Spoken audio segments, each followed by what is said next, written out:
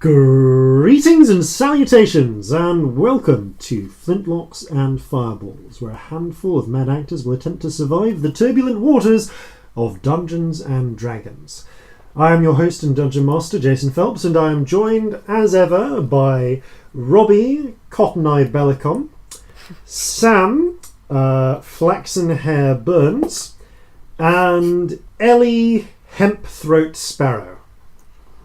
Right, now I definitely got the worst one there because I'm pretty sure Cotton Eye Joe is a song about chlamydia. It's definitely about an STD. Oh, yeah. The White People Anthem is a song about an STD. That's an incredible revelation. Wow, yeah. Where did it come from? Where did it go?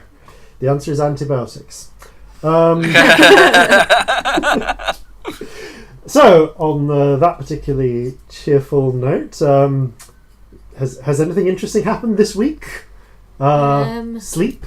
Mostly sleep. I finished my play, so now I get to sleep. Yeah. You've rediscovered what that is. I'm and so like, happy I have for hobbies again now. Yeah. Like, I can talk to my friends. We've all been sick. We've all been sick. That's happened. You've not? Oh, has everybody else been sick? Robbie, have you been sick? Not this week. The week before, I think I was.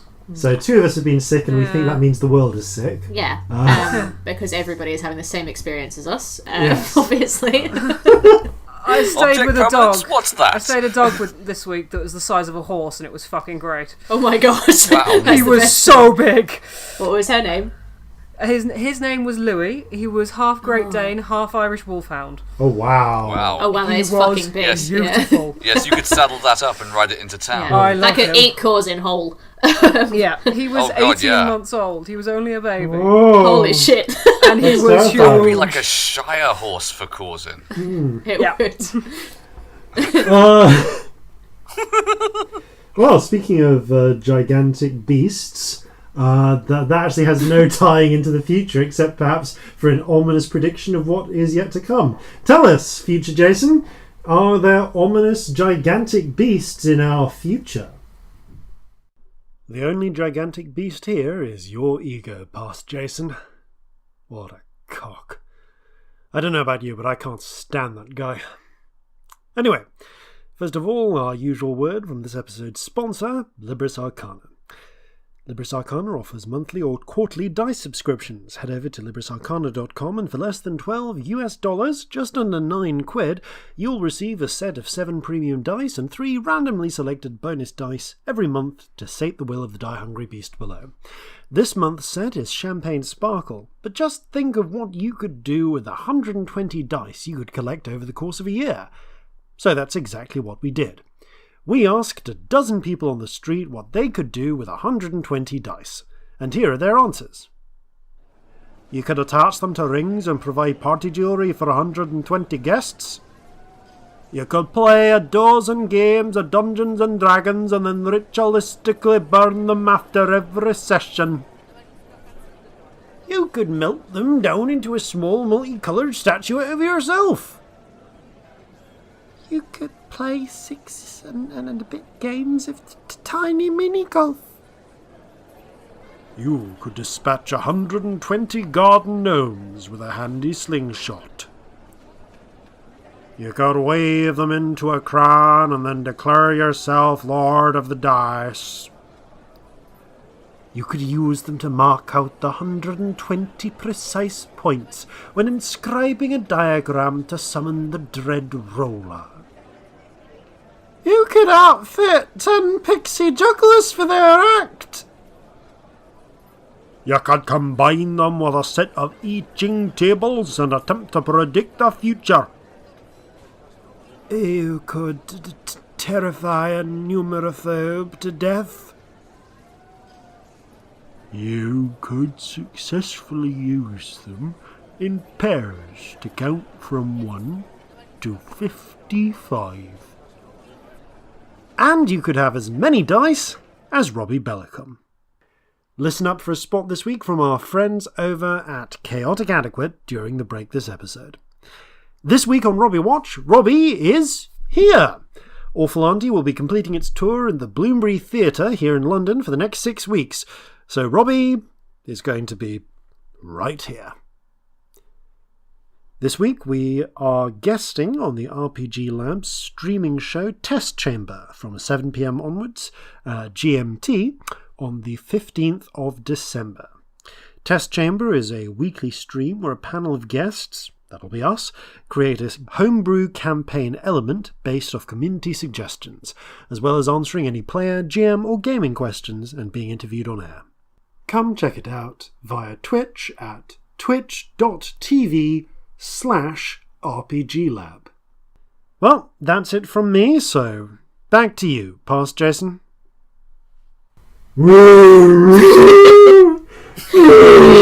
Fucking knew you were going to do that. Like, I knew that was going to happen. You saw me breathe out. We were predicted to have got all got parts in the third Fantastic Beasts and Where to Find Them film. That's obviously what's going on. No, the announcement is that I'm playing Chewbacca, obviously. A very short Chewbacca. I'd be the tiniest Chewbacca. No, they do it like a forced perspectives thing, like Lord of the Rings. You're the reverse Griffiths Jones. Not Griffiths Jones, John Rhys Davis. The Griffiths Jones is a very different person. Yeah. So, getting my casual mixing up of different Welsh surnamed actors out of the way, I think that means it's probably time. Are you okay? No. Oh dear. I'm sorry, we broke the GM. I'm not sure how. It's probably It's time. Before the game started, that's never happened before. It's time for Flintlocks and Fireballs. Our land stands on the sabre's edge. Our cities are a powder keg.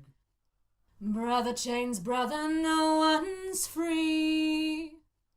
A life on land is short, you'll see. So gather your muskets, gather your spears, we'll plunder the shores of Calcinea. No kraken, storm or spell we fear, so come and sail with us, my dear. Previously on Flintlocks and Fireballs.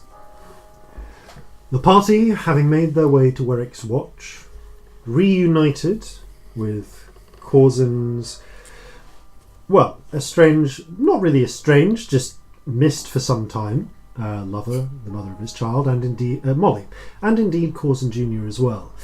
While along the way, it came out that Olga had finally invoked one of the bargains made all those weeks ago, back in Pader's March. In fact, I think which literally would have been 2 weeks prior. My God. Because of the Calcinian calendar.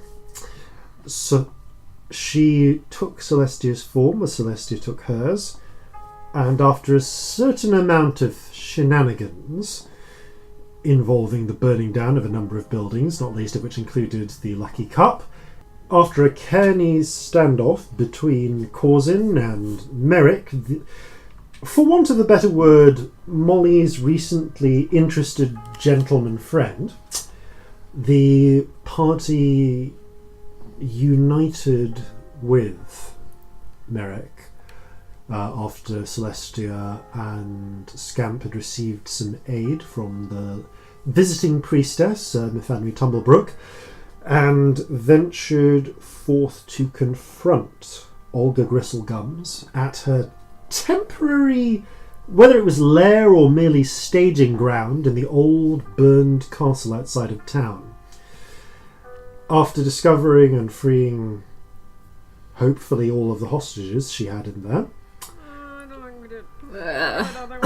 the party were confronted with Olga as Celestia, where they also made contact with Clara Off, Olga's ward, apprentice, prisoner, hard to say. And all of the above? Perhaps all of the above. And entered into a bargain. Quickly and frantically hammered out to spare the life of little Corzin and a significant proportion of all those who had been affected but with a price yet to be paid. Olga retreated, giving the party time to retrieve Molly and Corzin Jr. from where they had been freshly entombed within the castle walls. Guards of a sort waiting to slay them the moment the signal was given. And the party fled out of the castle and into the safety beyond its now flaming walls. After a certain number of tense exchanges, including the revelation on the part of Merrick as to the true purpose of the Scarlet Wind, its next destination, and the likely fate of Leah, Corzin and Molly, after 7, perhaps closer to 8 long years, finally tied the knot in an impromptu ceremony with Myfanwy serving as priest. We rejoin moments after this union as the white clouds that are now spreading from above the temporary other lair of Olga Gristlegums begin to cross over Werrick's watch, and a heavy just drizzle of rain begins to filter across the land. And you turn and look, and the moment the water drops strike Corzin Jr., he begins to shake and frantically spasm, frothing at the mouth. I immediately go to him. Okay. Myfanwy looks over at Molly. He's like, "Can't help. Corzin, what's happening to him?" I don't know. Corzin, it's alright. I'm gonna do my best to try and make sure he doesn't hurt himself. Okay, give me a medicine check, please. Okay. That is going to be a 14. Okay. It seems that, yes, he's definitely... It looks as if he's going through some sort of full system shock. His heartbeat has accelerated to, if you had to guess, you'd say easily in excess of 120 beats per minute.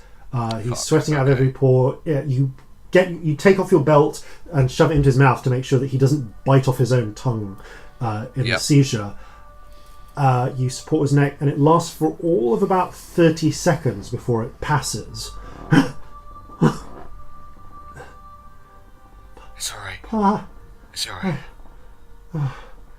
He kind of, you see him sort of, his eyes loll back and he faints, but checking his heartbeat, his skin, his pulse has receded back to a normal level, and touching his forehead, the fever, the heat that has come with the wailing sickness that he'd been suffering the previous night seems to have passed as well.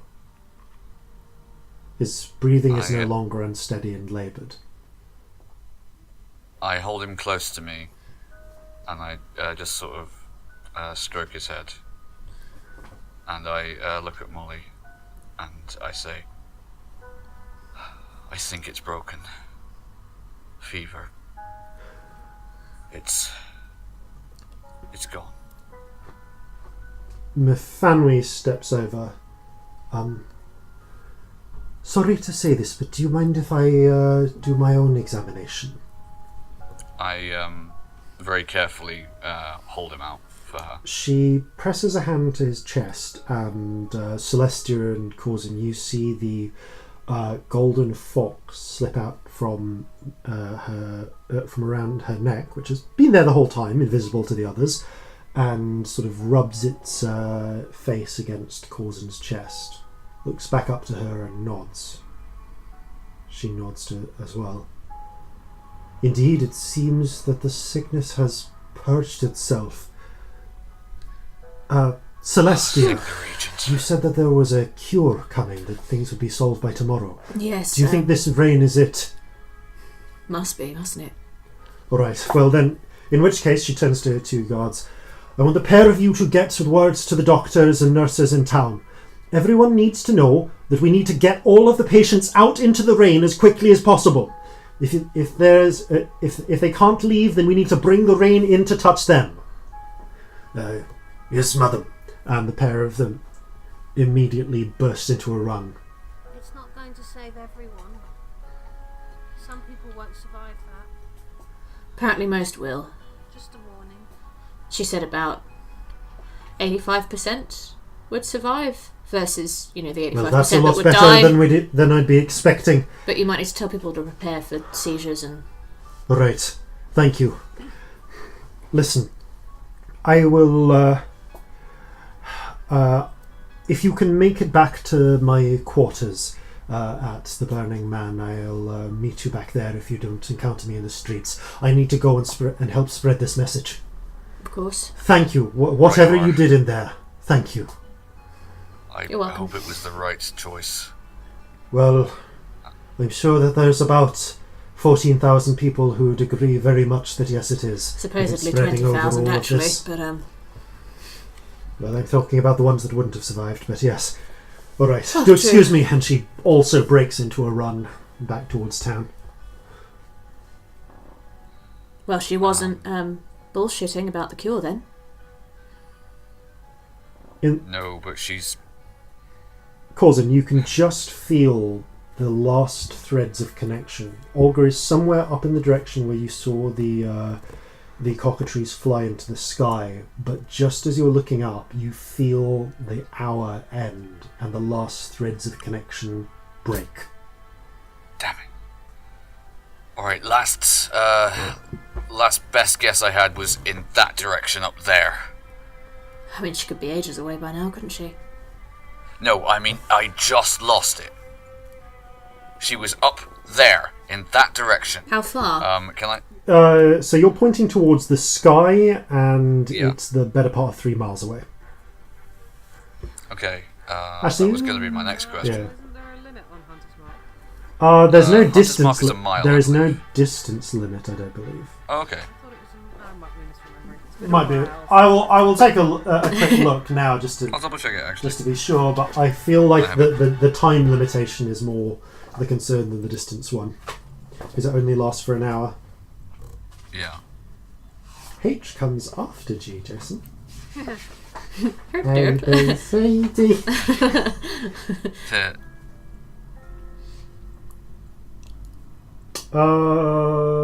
Yeah. Nope. You just mystically mark as your quarry. Yeah, gives you advantage on any wisdom or survival check to make it, which I've kind of interpreted as giving you a general sense of its direction relating to you. Yeah. Not precise enough that if you were like within, say, 100 feet, you'd be able to find it. But for long distance tracking, the way I've interpreted it is let's go. No, in order to maintain it for longer than an hour, you'd need to cast it with a 3rd level slot. 3rd or 4th level, you can maintain concentration for 8 hours, and 5th Nice. level, you can do it for 24. Okay. Oh, good to know. Yeah, I don't have that yet, Yeah. But you will. yeah, good to know. yeah. So if you want to do that's that 5th level casting of that is the spell you use when you want to track something for a day. Bloody hell, yeah. Yeah. Yeah. I mean, that assumes, presumably, that during that time you don't sleep. Yeah, you have. Yeah, you'd be doing some Constitution saves, checks actually. Would Yeah. be at that point. Alright.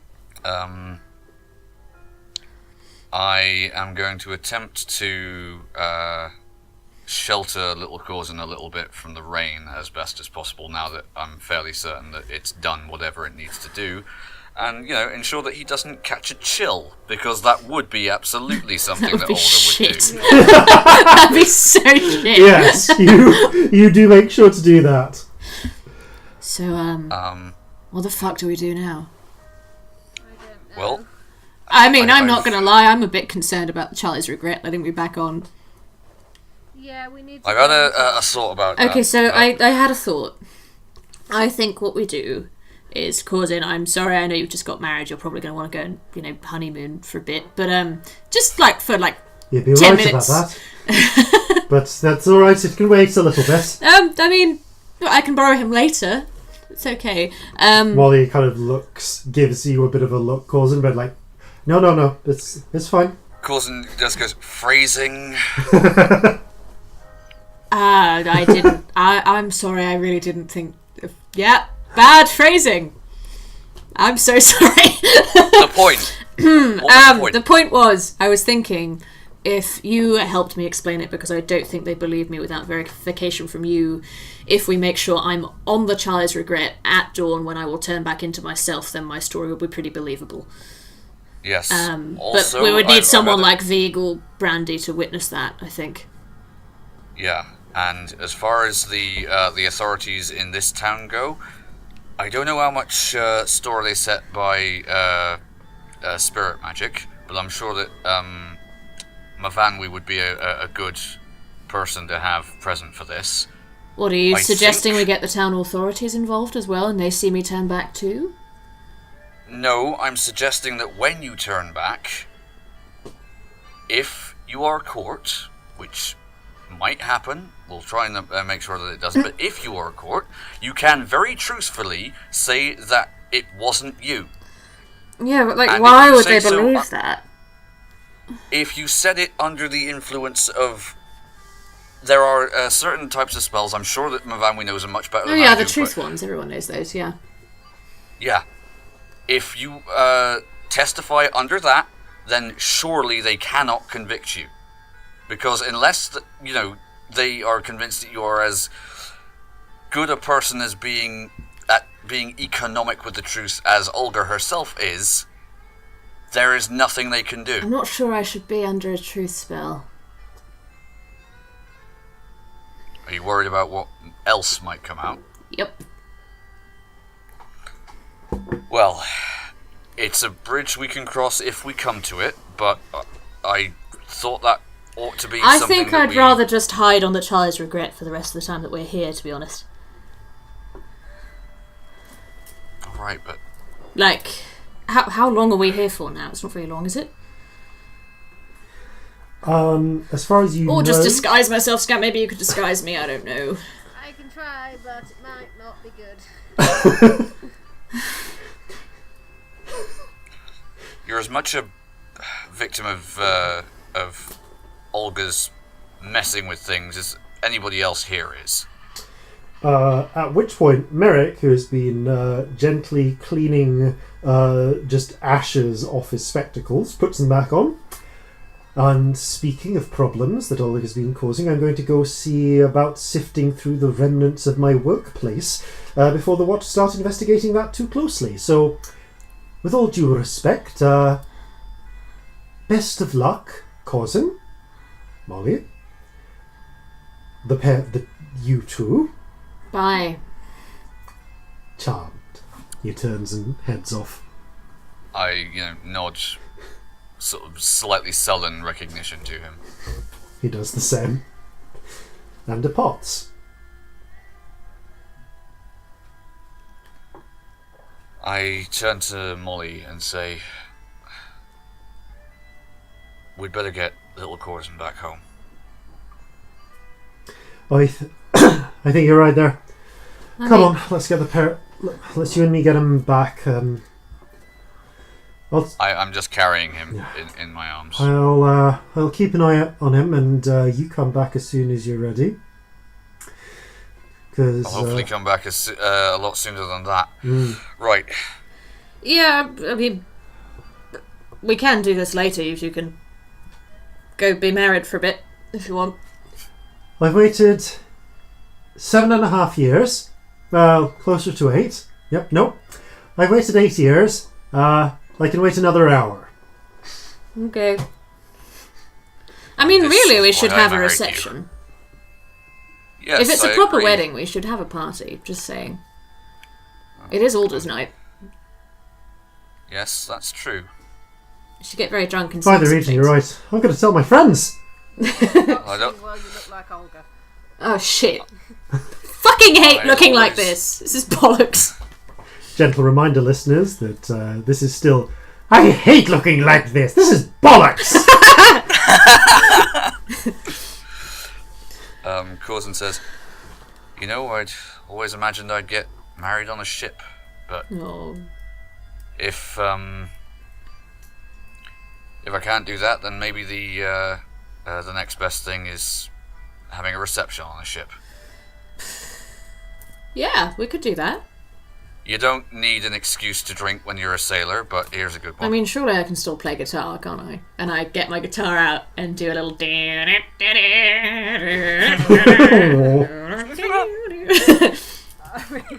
that's brilliant. Charisma modifier right now. Shall I roll a performance check? Roll a Let's see. performance check. Let's find out. God.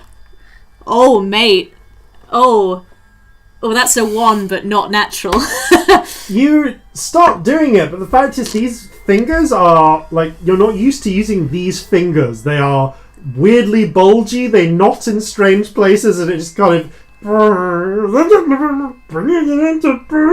Okay, maybe that was a failed experiment. Olga's hands don't work. This is bullshit. Just saying. What the fuck? How does she get around in this thing? By making deals with unsuspecting folk. I mean, how long do we have? We've got ages till dawn, haven't we? It is What time currently is it currently? around about coming up to noon. Okay, and when was the ship actually planning on leaving? Out of character, I have forgotten. Once they successfully ransom off the prisoner. Okay. That could be days. Shit, I'm definitely going to have to disguise myself They and go weren't around like that then. expecting to be in port for long, but probably longer than a day.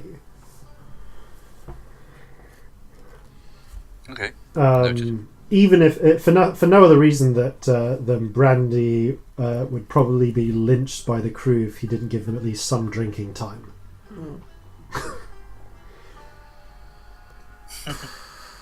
Yeah, that would be one quick way to mutiny, wouldn't it? I mean, maybe it is worth me talking to my family about a pardon or some shit. Yeah. Because otherwise I might be a Look, bit they don't have to fucked. like it, but the law is the law. Yeah, I think it's worth me talking to her.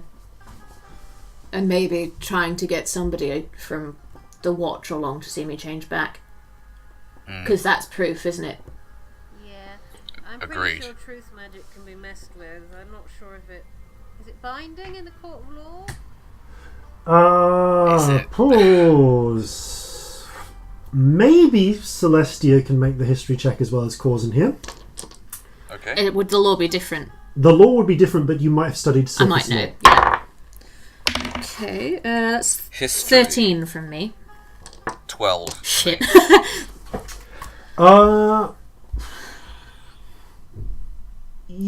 Truth magic is so particularly with regards to confessions, there is long established precedence of accepting statements under truth magic.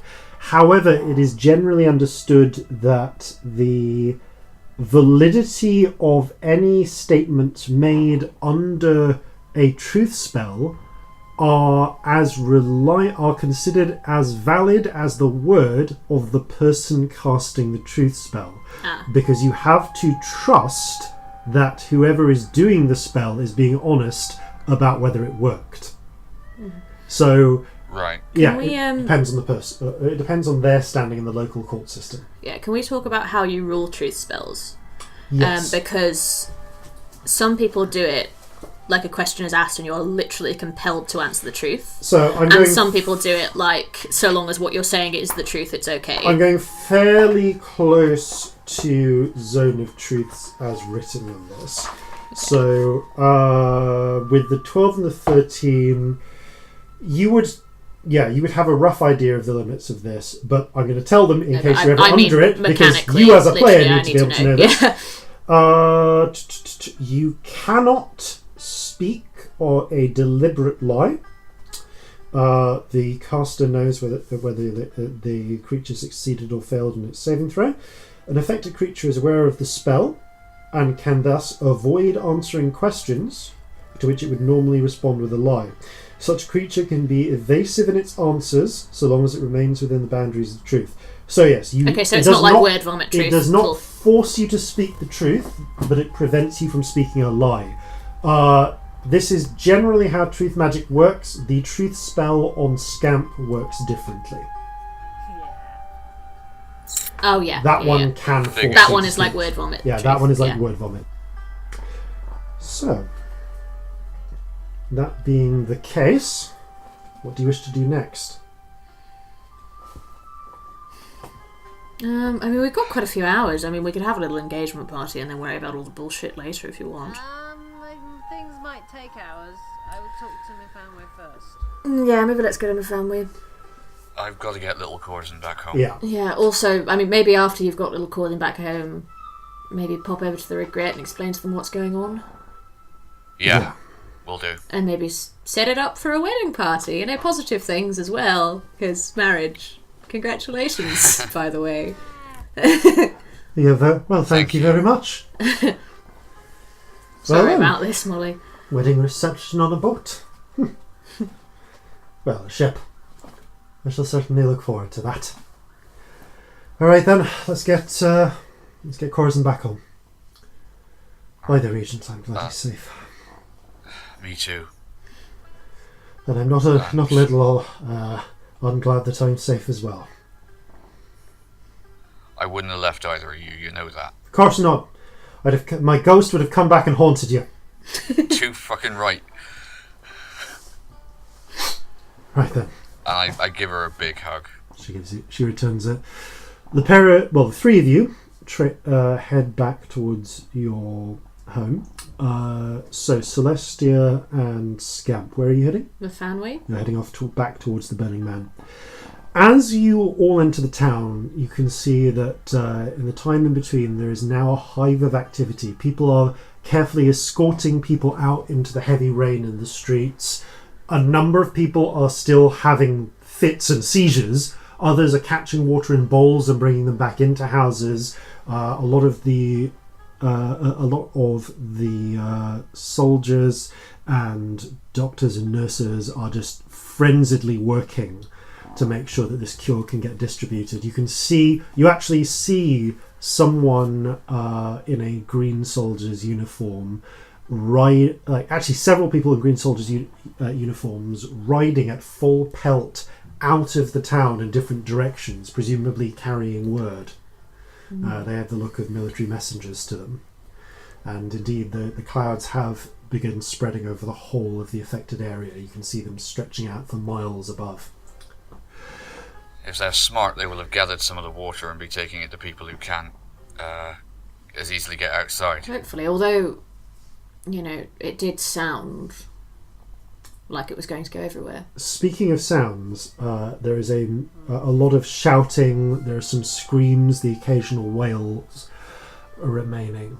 And although again and again you are just hearing sounds of relief or exultation or just sighs of just release, every now and again they are pierced with sobs and wails from the fraction who aren't able to survive the fits.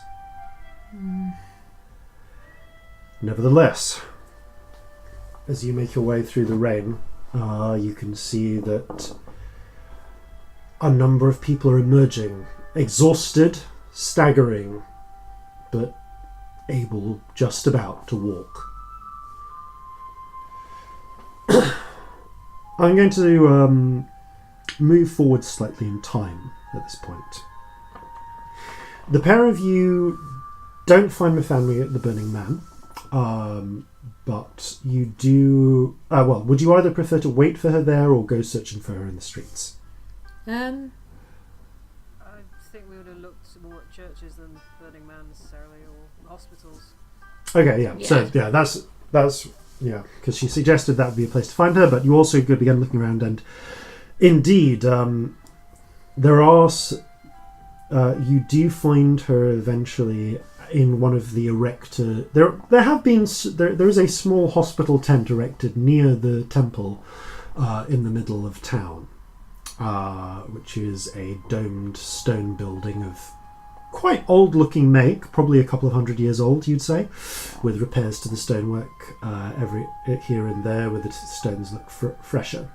And she's in the middle of a crowd of doctors and nurses dealing with patients, and you see, and actually as you're approaching, you do see at least one corpse wagon being pushed with the dead being lowered into it and moved away for burial. But she's been working for some time, for a very frenzied 45 minutes or so before the time you find her. But you get the feeling that the pressure is beginning to let up. Most of the people who can receive the cure have received it within the town now.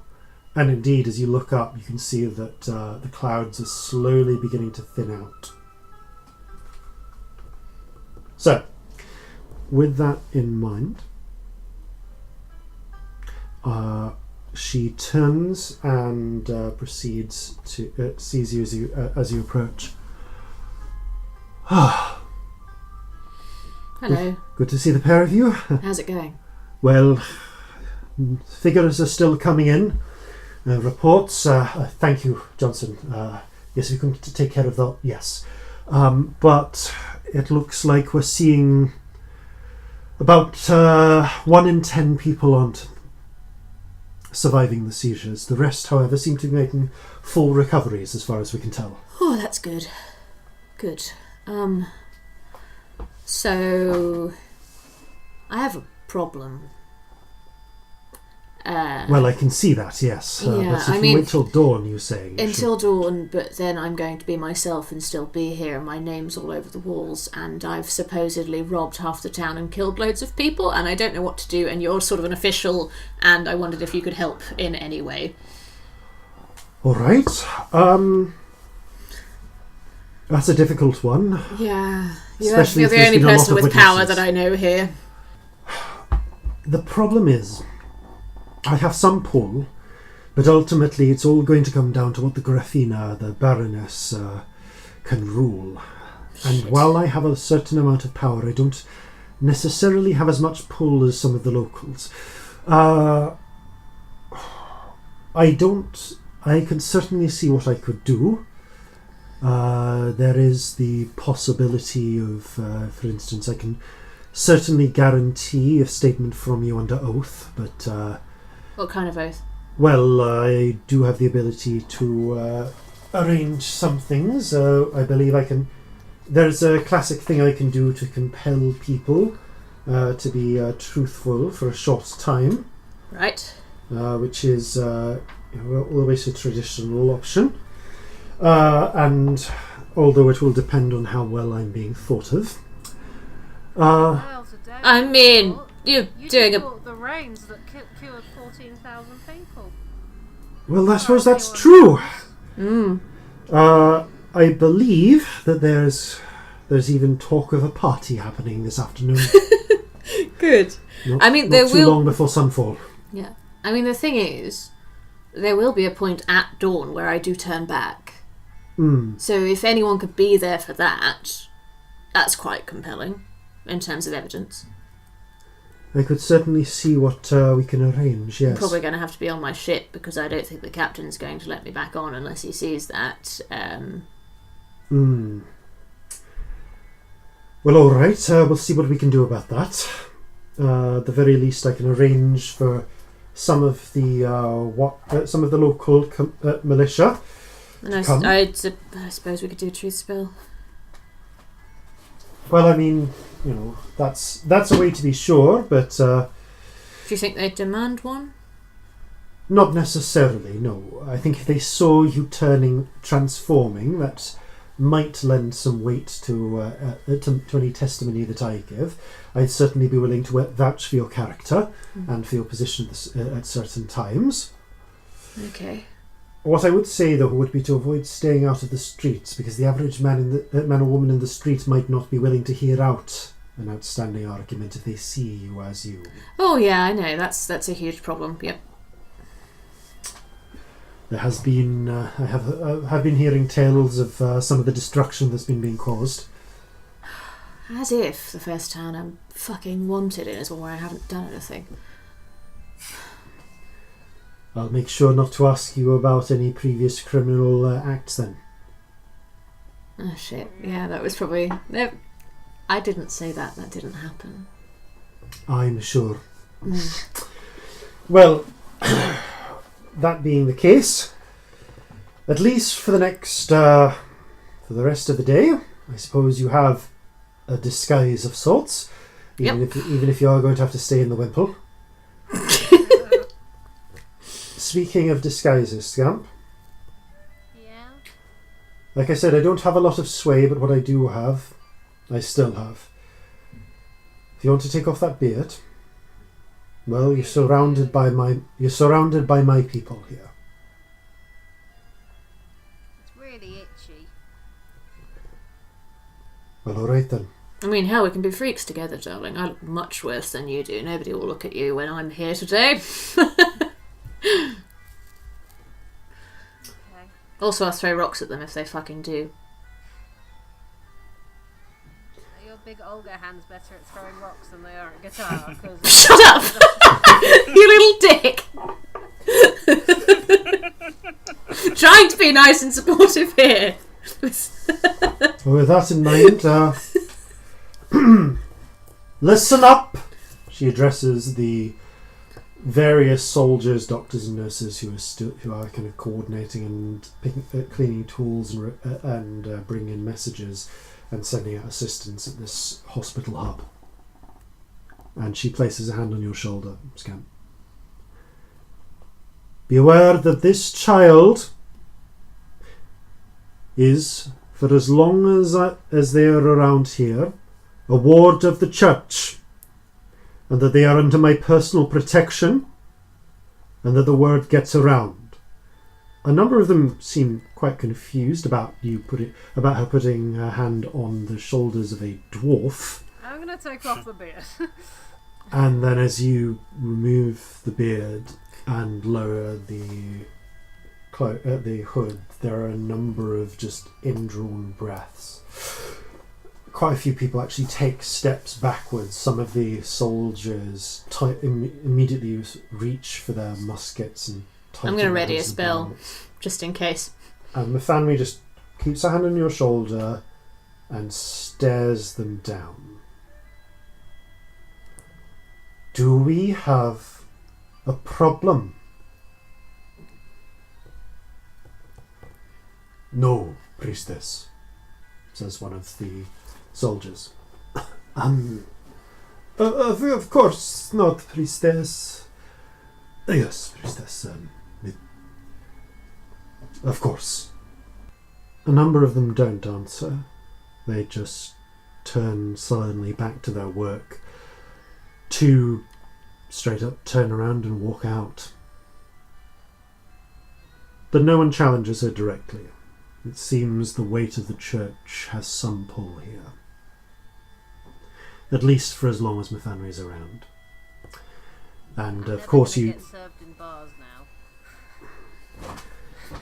You're a bit young to be drinking anyway.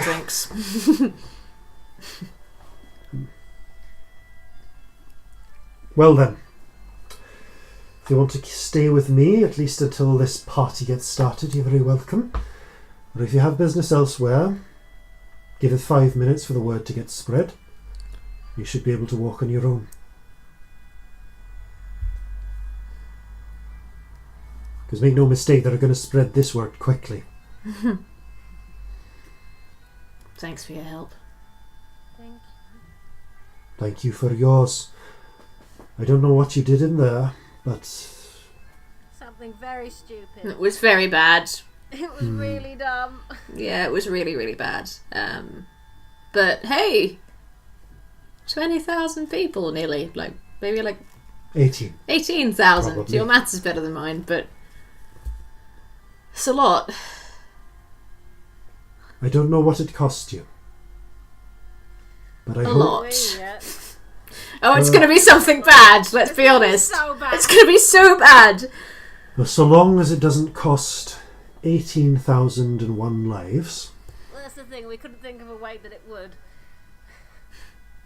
then it is probably worth it. Yeah. Probably. Definitely. Yeah. We're good at short-term solutions. Yeah. Very good, if this is any guide. Well, it does seem as if the Regent sent us aid when we needed it. Or it was a hag witch that made a cloud of rain, either way. Yeah, I wouldn't say that too loudly around these parts. I was the regent. All praise the regent. You really should be allowed their truth spells. Oh, God. Oh, I really hope we don't have to do a truth spell. I'll see what I can do to avoid that. I mean, if it happens, it happens. Dawn, you say? Yeah, dawn is when I turn back. And it'll be on your ship, or...?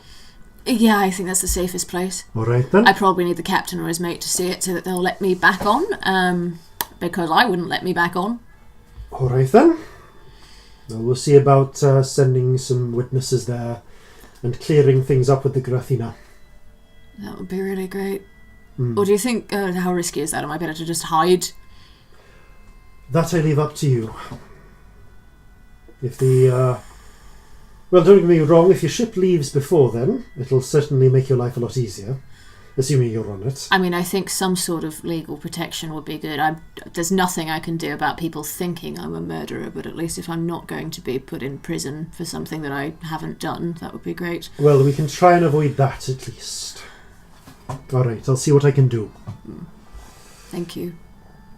And one of the soldiers comes up. The word is that they will be... By and large, people are grateful. There is sadness about those that did not make it, but there is great hope. You may not like this, Mifanwi, but Sister Boronova is arranging a street party within the next 2 hours. Oh, is she? That's nice. Well then, I suppose we'd all better turn up for that. In the meantime, if you want to stay here and give me a hand, you're welcome to for the next couple of hours. Otherwise, I suppose I come back around here. I'm sure this will all be set up around the temple. Great. Boronova does like her spectacle. Not your favourite person? Would want my help. Let's just say that she's not necessarily the most useful of people in my eyes, and the less I speak ill of my fellow priests, the better I think my day will go. Fair enough. Shan't pry, you're helping me too much for that. Good. Scamp, what do you think? Shall we go find Corzin, pop back to the Regret, and then have a party for a bit? Yeah. Yeah. Okay, you head off. And by the time the pair of you reach Corzin and Molly's apartment, well, very much Molly's apartment, Corzin, I think it's fair to say that you probably spent the last hour looking after little Corzin, making sure he's tucked in. Yeah. He's sort of passed into a gentle sleep now. And Molly has broken out something that she's been saving, which is the one last bottle of that local cider that you had the previous year that you couldn't find any more of. And the pair of you have been sitting by the hearth, having gotten the fire started, and drinking and catching up when the door knocks. Hello, we're not interrupting anything, are we? And if we're not, why are we not? Scamp! Because we knew that. Because we knew that you were coming. Corzin goes and opens the door. Just so I have a mental picture of this, how much is Celestia having to duck to get through this door? I mean, I'm not 6'4", I'm Olga's height. I don't know how tall Olga is. You still don't know, but she hunches shorter than you. So, Right. Not halfling short though. So pretty heavily ducking. Yeah, you I are. imagine it's... Scamp I'm not has to going to duck to get through the lie. door. Scamp has to duck, and you have to kind of hands and knees. I imagine it's quite hard as Olga as well. Yeah, yeah, it's like the worst stiff joints. Ow. Ow! Rheumatism. Everything Ow. just cracks and crackles. It's strangely just. I mean, you have no idea what rheumatism feels like, but it doesn't feel like your joints are swollen. It's just like they're all in wrong positions in a way that's just completely unsuited to the style of movement you've grown up with, having only had the one body most of your life. Third nose tits. No wonder Olga's such a grumpy bitch. Ow! Ooh. So, and Molly sort of turns around, looks at you, Scamp, and does a bit of a double take. Hello. I give Molly a look. She takes a swig of the cider. Well then, I take it you span something with Mafanwi so that you can walk around more easily. she steps forward and, after a bit of visible hesitation, gives you a very solid, if slightly short, hug, Scamp, before stepping away again. Celestia visibly relaxes in the background. A little bit of background fear in her eyes, but I got to say thank you for saving us, Scamp. You're a good tiefling. Alright, Molly. Bit of a shock, but not a bad one. Good. She takes another swig of the cider. But yeah, in answer, we've come up with an arrangement with my family that might work, or at least won't get me arrested. So, but we do need to sort out the regret, because I really don't think I have any clout there. If I'm with you, hopefully my word will go some way to smoothing things over. The current plan is to have me on the regret at dawn when I turn back with, either the captain or Vig and some sort of local law enforcement member. Because that's pretty concrete proof, and a truth spell if they want it. I'd rather not. Best we can do under the circumstances, I think. Yeah, but would you mind, before the party gets started, there's a street party, by the way, if you want to couple that up with your wedding party, but there is. I've suppose never it been one kinda to makes say no sense. to a party. Double party, boat party, And we've street plenty party. to celebrate. Lots. We certainly do. But before the party gets started, Corzin, I really might need you to come to the grit with me and set this up. Understood. Because they don't even know who I am like this. They've no reason to believe me at all. And even as Celestia, I'm new, relatively. True, but you've acquitted yourself well. Thanks, but I still think, even if I looked like me, they'd have no reason to believe I hadn't gone on a mad rampage around the town, would they? Yeah, it's pretty compelling evidence that it was you. Yeah, Yeah. she wrote my name on all the walls.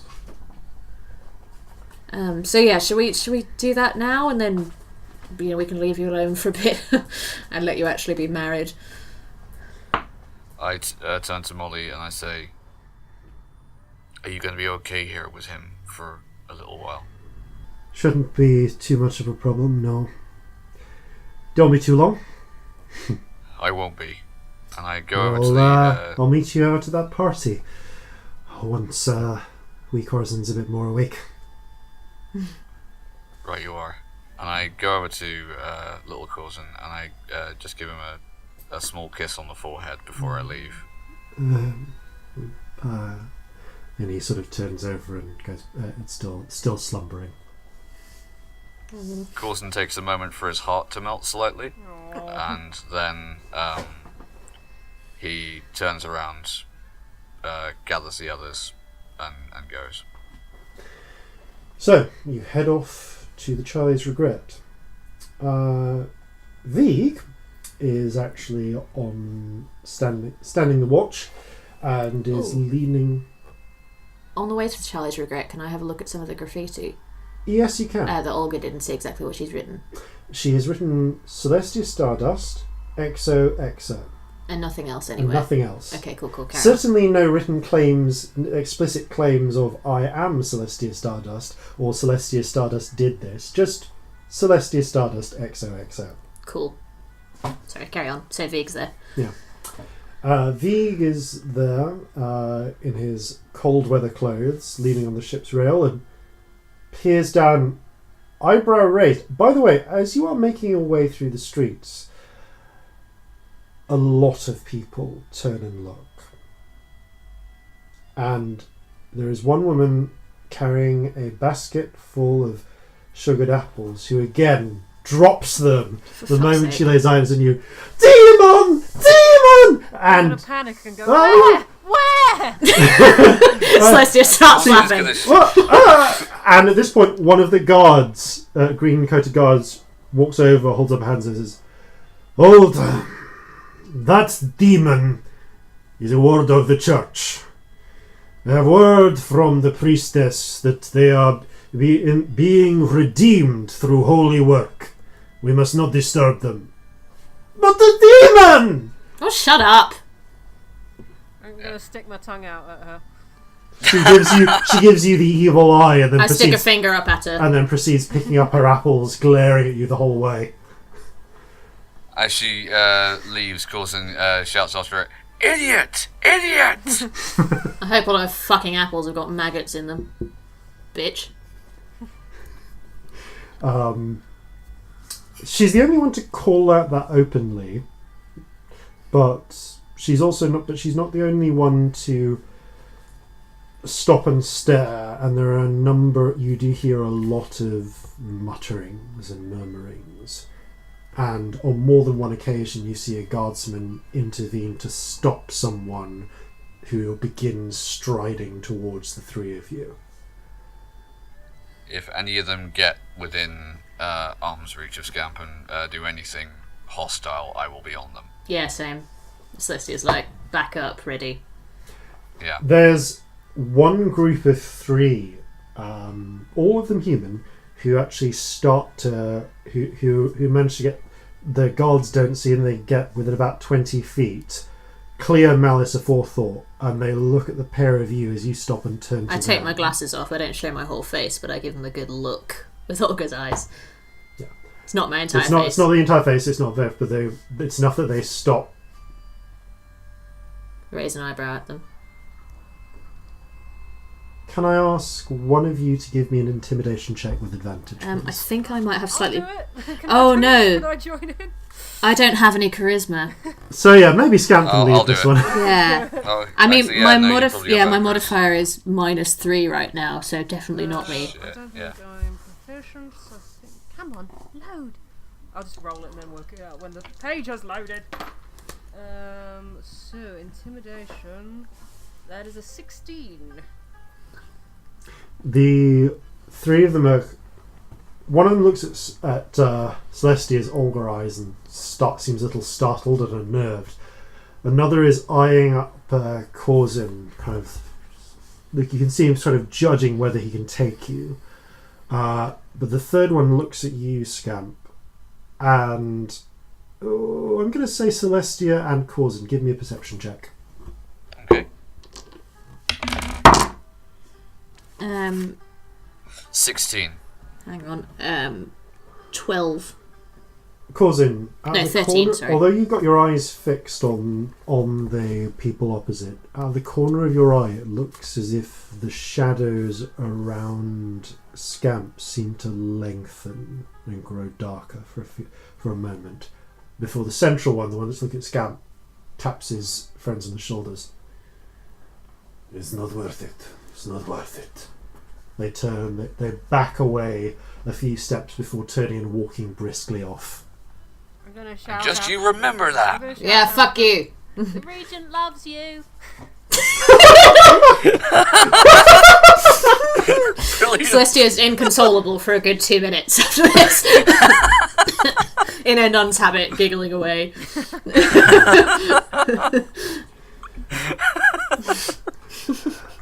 Oh, that's brilliant. The as the three of you make your way up to Vig, who's mentioned before, is cold weather gear leaning on the rails. You do see that. Yeah, he does look up and seems a little surprised at your open appearance, Scamp.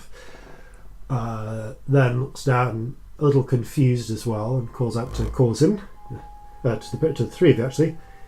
Oh, Corzin, Scamp, and you seem to have picked up a nun?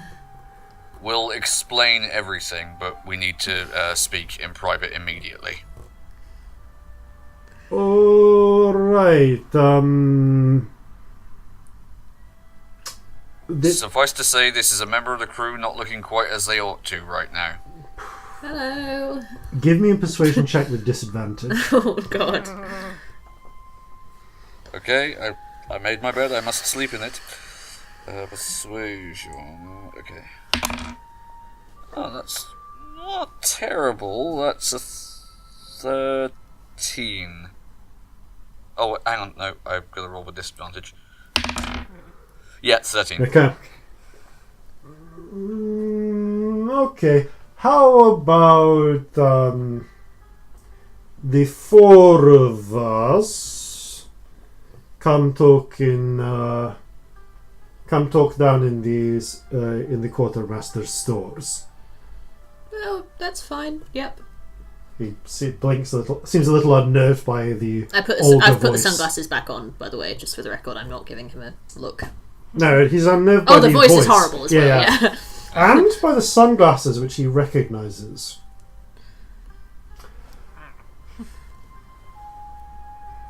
Perhaps, if it is all right, yes, come into the. Let's come to Solder's cabin, and he escorts you down into the ship, into the quartermaster's office, which is also the armory, and therefore has iron bars across the front of it and a secure door. And closes the door after all of you are in there, with him in as well. He's not just imprisoning you. And just puts a hand on the hilt of the scimitar at his side while he talks. I put my hands up so he knows that I'm not going for anything in particular. Corzin, who is this? Why have you brought this stranger onto our ship? Alright. So, it's actually Celestia. Yes, it is. I can vouch for this. Do you remember back in Pater's March when there was that nasty, unfortunate business with the mayor there? Yes, I remember that my drinking got interrupted because some of the locals decided that the lynch mob would be a good evening's entertainment. Yeah. Well, that was largely down to a witch hag. A hag, yeah. Of some distinction who was living there, and unfortunately she seems to have found herself here. But she was largely responsible for the sickness that has been sweeping this port, and unfortunately Celestia has been I made a deal with bewitched. her. I made a deal for a scrying spell, a really important one, and basically the deal was that at a time of her choosing we would switch appearances for 24 hours, and that's this 24 hours that's happening right now. So by dawn I will be myself again, but the thing is she's robbed half the town and murdered a load of people with my appearance. She's framed, but Yeah. if we can get at least one official with a member of the church here to witness her change back. Also, I'd like you or Brandy to witness it so that you know that you're not letting a fucking criminal on your ship, to be honest, because I genuinely haven't done anything. Yeah, she was with us the whole time. She cannot have done this. You know I would not lie to you. So you're telling me that some sort of powerful spellcaster switched appearances with you through some strange magic that was done 2 weeks ago? Yep. Corzin, God, this sounds like bullshit, doesn't it? consider this from my perspective. I am now aware that there is a powerful spellcaster on the loose, capable of doing magic, capable of twisting appearances. How do I know that they have not just wandered into your midst, killed or abducted Celestia, and enchanted your mind to believe that all this has happened? I mean, it's a fair point. I mean, somebody might be willing to do a truth spell on me. But also the thing is, right now, if that's also what you want. at dawn, it's 24 hours. It started this dawn. Next dawn, you will be able to literally see me turn back into Celestia. What can I say to prove it to you? I mean, I can talk about songs that I've sung. The one about Sick was quite good. I don't know. I can't think of anything to tell you. I've been seasick for the last, however long I've been on the ship. On the third night, the afternoon actually, of the third day that we met, what colour were the feathers of the giant eagles that attacked us? The Harris Hawks. Good, okay. That's what I wanted to know. They weren't eagles, they were Harris Hawks. Oh, okay. I thought you were going to try and make me remember the colours of all the feathers, because I really didn't know. No, quick question. Whew. I just Maybe- remember pink feathers. Yeah, pink feather beard. That was a good day. Also a good song that came out of that, just saying. Maybe it is you, maybe it is not. You say that you will turn back on the morning. At dawn. Yeah, at dawn, supposedly. I would let you back on this ship if you are prepared to wait in the brig until the morning comes. I suppose that seems fair. It allows it. Forgive me if I seem paranoid, but it is my job as first mate to consider security risks. Understood. No, that seems fair. Sorry, Corzin, doesn't look like I'm coming to your wedding reception. Corzin got married, by the way. Congratulations. Well, this is if you stay on the ship. When is your reception? Soonish. Pretty much in the next couple of hours, I guess. Oh, congratulations. He, Thank you. again, like he's got one hand extended, one hand on the hilt of his scimitar still. Still holding mine up so that he knows I'm not going for anything. Well, I tell you what, if you come back in, say, 4 hours, 4 or 5 hours after this party, I'll happily put you in the brig then, if you want to go to the celebration. Yeah, do you mind if somebody from the church and or the watch comes to see me change at dawn as well? Would that be a problem Not at all. for I think that you? would be very helpful to me. And Corzin, do you mind if I send, say, Seaman Salts to just keep an eye on you for your own protection? No, the more the merrier. Good. No offense if this is you, Celestia, but right now I do not trust you.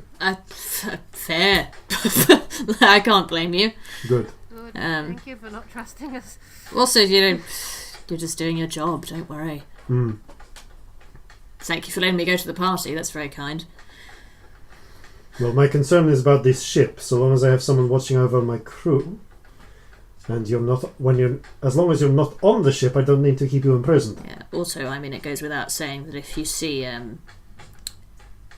me, You? inverted commas, in the air, before dawn, don't talk to her. Run. I will bear that in mind. I don't think she's still here. I think she's left town. But just in case she tries to get on the ship, Quite literally. don't let Very her on the well, I ship. will make. Well, I know some things to ask her. Yeah. All right then. Well then, for now, you won't mind if I escort you back off the ship That's until you fine. return. He nods slowly. I owe you for this week. Yes, you do. So do I. Thank you for It's all right. even you can giving pay me a back chance. in drinks. Buy All your right. bottle. He cautiously removes the key from his jacket, unlocks the armory gate, which you realise he had stealthily locked behind him when he entered, and escorts you back up. Zoltz, come. Why don't you have a good time with Corzin. In fact, bring a couple of the other crew.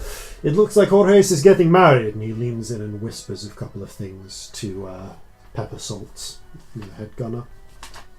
Yeah, everyone's invited. That sounds fun. She looks a little concerned by Celestia's current form, but nods and smiles. All right. Maybe I'll bring you back. Maybe I'll bring you something back, Vig. Huh. Yes, see if there are any peppermints or something. And Pepper Salts, the black and white haired, the ponytailed human gunner, comes back out with you and yes, joins your party. So, congratulations, Corzin. Yeah, well, it was a long time coming, but I think given what seems to be happening with the breaking of this fever, it seemed only the right time. Yeah, didn't even know you had a girl. Or is it a boy? It's a girl, Oh. and I do have a boy, but he's only about, and he puts his hand about 13 inches off the ground. He's about so high. Well, I mean, I'm not one to talk about tastes, but He's my son, you dolt. oh, okay then. That's a relief. I whack him in the kneecap. You whack her in the kneecap. Sorry, yeah, I It's alright. forgot who I was speaking to. No. This is Salts. Right. Okay. Oh, she limps along a bit. Oh, Merrick's Watch. Haven't been here before. A lot of places on fire, or which have been put out. I assume they're not usually on fire. I don't think that's like a feature of the place. Yes. You've got a really disturbing voice, miss. Oh shit, I forgot again. Sounds the same in my head. It does. Alder's night. Oh, I've heard about. Yeah. We used to celebrate that with a few little bonfires. They really go in for it around here. Well, this is the place that originated the tradition. Oh, what do you know? Huh. See all sorts of places when you're selling. Indeed. You can see that Corzin is trying to be personable and happy, but is somewhat distracted. So is Seaman Salts. she's very much just keeping up this babbling conversation while you travel, occasionally sidelong glancing at Celestia. Celestia's like Never takes her hand off her belt knife. Celestia's like unusually quiet and hunched for her, and not just because she's like hunchbacked. Like she's just kind of keeping her head down a bit. Nevertheless, by now the rain has begun to thin, and by the time you return, actually, you get back to where the street festival is being set up. Actually, has almost entirely petered out. The sun is breaking back through the now dispersing silvery white clouds, and you can see that a lot of work has gone into dragging out tables onto the streets, people just piling out food, what few coloured ribbons they have. There is someone who seems to be, you can just hear from the distance, someone has a set of bagpipes, as far as you can tell. Who the fuck? Wow. Who the fuck plays bagpipes? It's a hideous instrument. Apparently the Meadmere play bagpipes sometimes. There's and there is, despite everything that's happened, there is an optimistic sort of atmosphere to the place. And yeah, as you make your way through, you can see that there are kind of enterprising street vendors who are setting up as well, just hauling out as much stock as they can. Children, the surviving elderly, have emerged, many of them looking a little unsteady, but glad to see the sun. There is a notable absence around you. As you walk, it's almost like there is a bubble of people trying to keep out of your way. What, me or Scamp? Well, you're moving as a group, so it's kind of hard to tell. Cool. And you can see that Saltz is looking increasingly more uncomfortable, but continuing the constant chatter. At this point, she's just talking about socks. Just different kinds of socks, what her favourite sock is, what kind of socks she's owned. Saltz, are you alright? Yeah, it's fine. So would you say you prefer striped or zigzag socks? I like stripes. Yeah, I know. I'm a zigzag woman myself. I'm a zigzags girl too. Really? The kind Yeah. of stripes, though. That's true. Can I That's do true. an insight check to see if she is okay? Because this is Do an a insight bit check. odd. No, she's probably just worried about the fucking witch that's with you. Yeah. Insight. Okay, that's 11. You get the feeling that something about Celestia is making her very uncomfortable. She also seems to be glancing at the murderous glances that some of the people are giving to Scamp as well. But again, people are holding back, although you do see a couple of guards intervening here and there. It seems that the church does hold some sway. Celestia just like full on hiding as much as she can under the veil at this point, like, no, this is awful. There is also a what's it called? A awning stand? Not really sure. Sort of an impromptu pulpit that has been moved out in front of the church. And you can see that a banner has been dragged out and placed over the front of the pulpit, bearing the crown symbol of the regent, but also surmounted by a pair of torches. Anyone who wants to can make a religion check. Yeah, go on then. Will do. I'm not really Well, that's quite good actually. I have no idea Natural what this 1. 21. Lucky. 21. Actually, I'm not. Okay, so I have yeah. a new dice and I have no idea what this means. This is what happens when you get themed dice. They're too I rolled intricate. what appears to be a cog. Is that a 1 or a 20? Oh, I found a 1. It must be a 20. Okay, Huzzah! Natural 20! Yay! Celestia and Scamp, you recognise this as being the symbol of St. Kresnik, the Firebringer. Oh, So I know all Oh, of about the course. church. I'm doing the church's holy work. Yep. St. Kresnik is attributed in a very distant time for bringing the secrets of fire from the southern lands into the dark of Meadmere and allowing them to survive the terrible monsters that lurk in the woods and eventually clear said woods and, farm fields. Oh, and, cook food and not die from cold. Oh, Yeah, wow. important that. Yeah. You need to be able to do that in order to do the other Yeah, things. fire Yeah. is important, really. Yeah. So, and in this town in particular, St. Kresnik has seems quite popular. At the moment, there's a little awkwardness associated with that, but nevertheless, you can see that as this kind of festival atmosphere builds, the familiar figure of Sister Mfanwi emerges, now flanked again by her two guards.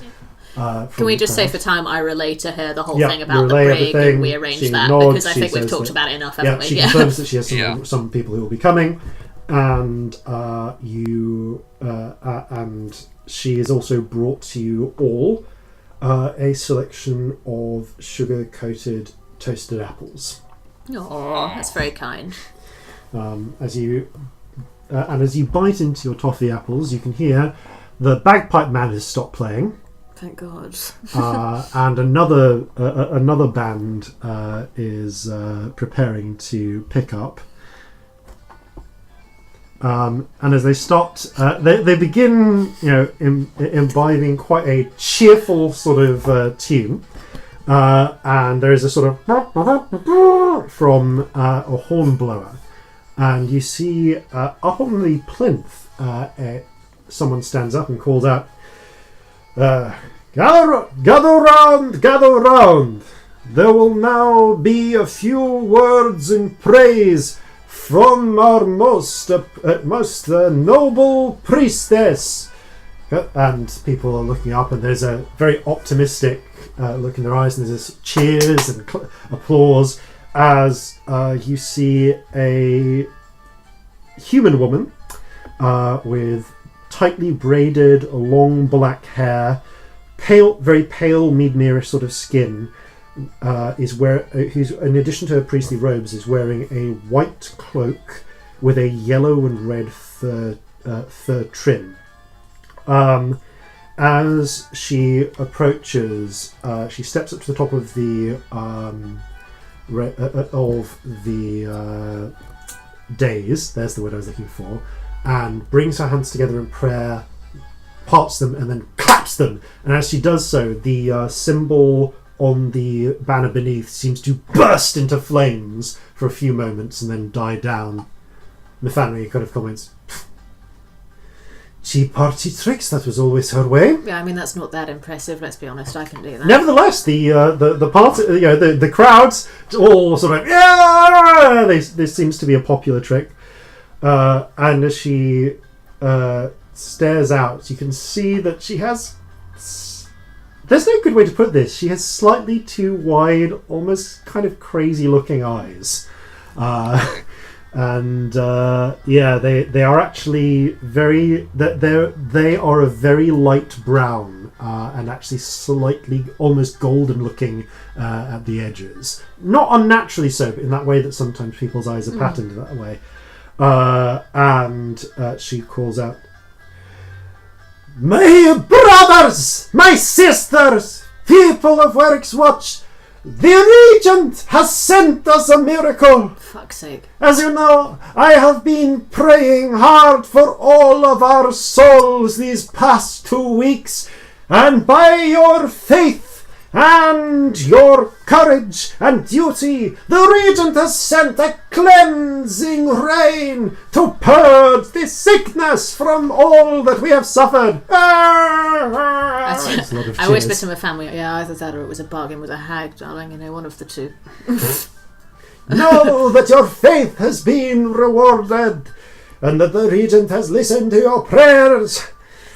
And let us not forget to thank all those who have been vital in keeping order during these dark times. Of course, our Grafina, Ilsa Ivanova." And she gestures over, and you can see there is another human woman, looking about in her 30s, pale skin, braided black hair, wearing very nice black clothes lined in furs, kind of covered for the weather. And she's surrounded by a sort of coterie of guards. She inclines her head regally. "And of course, we could not have done it without all of the aid of the fine doctors and nurses which the church has graciously brought together, and which I have been only too happy to oversee." And you hear the family go, "What a bitch." "So let us go forth and take this take these days of praise in the Regent's name." And again there's a "Arr!" from the crowd before she steps down from the dais.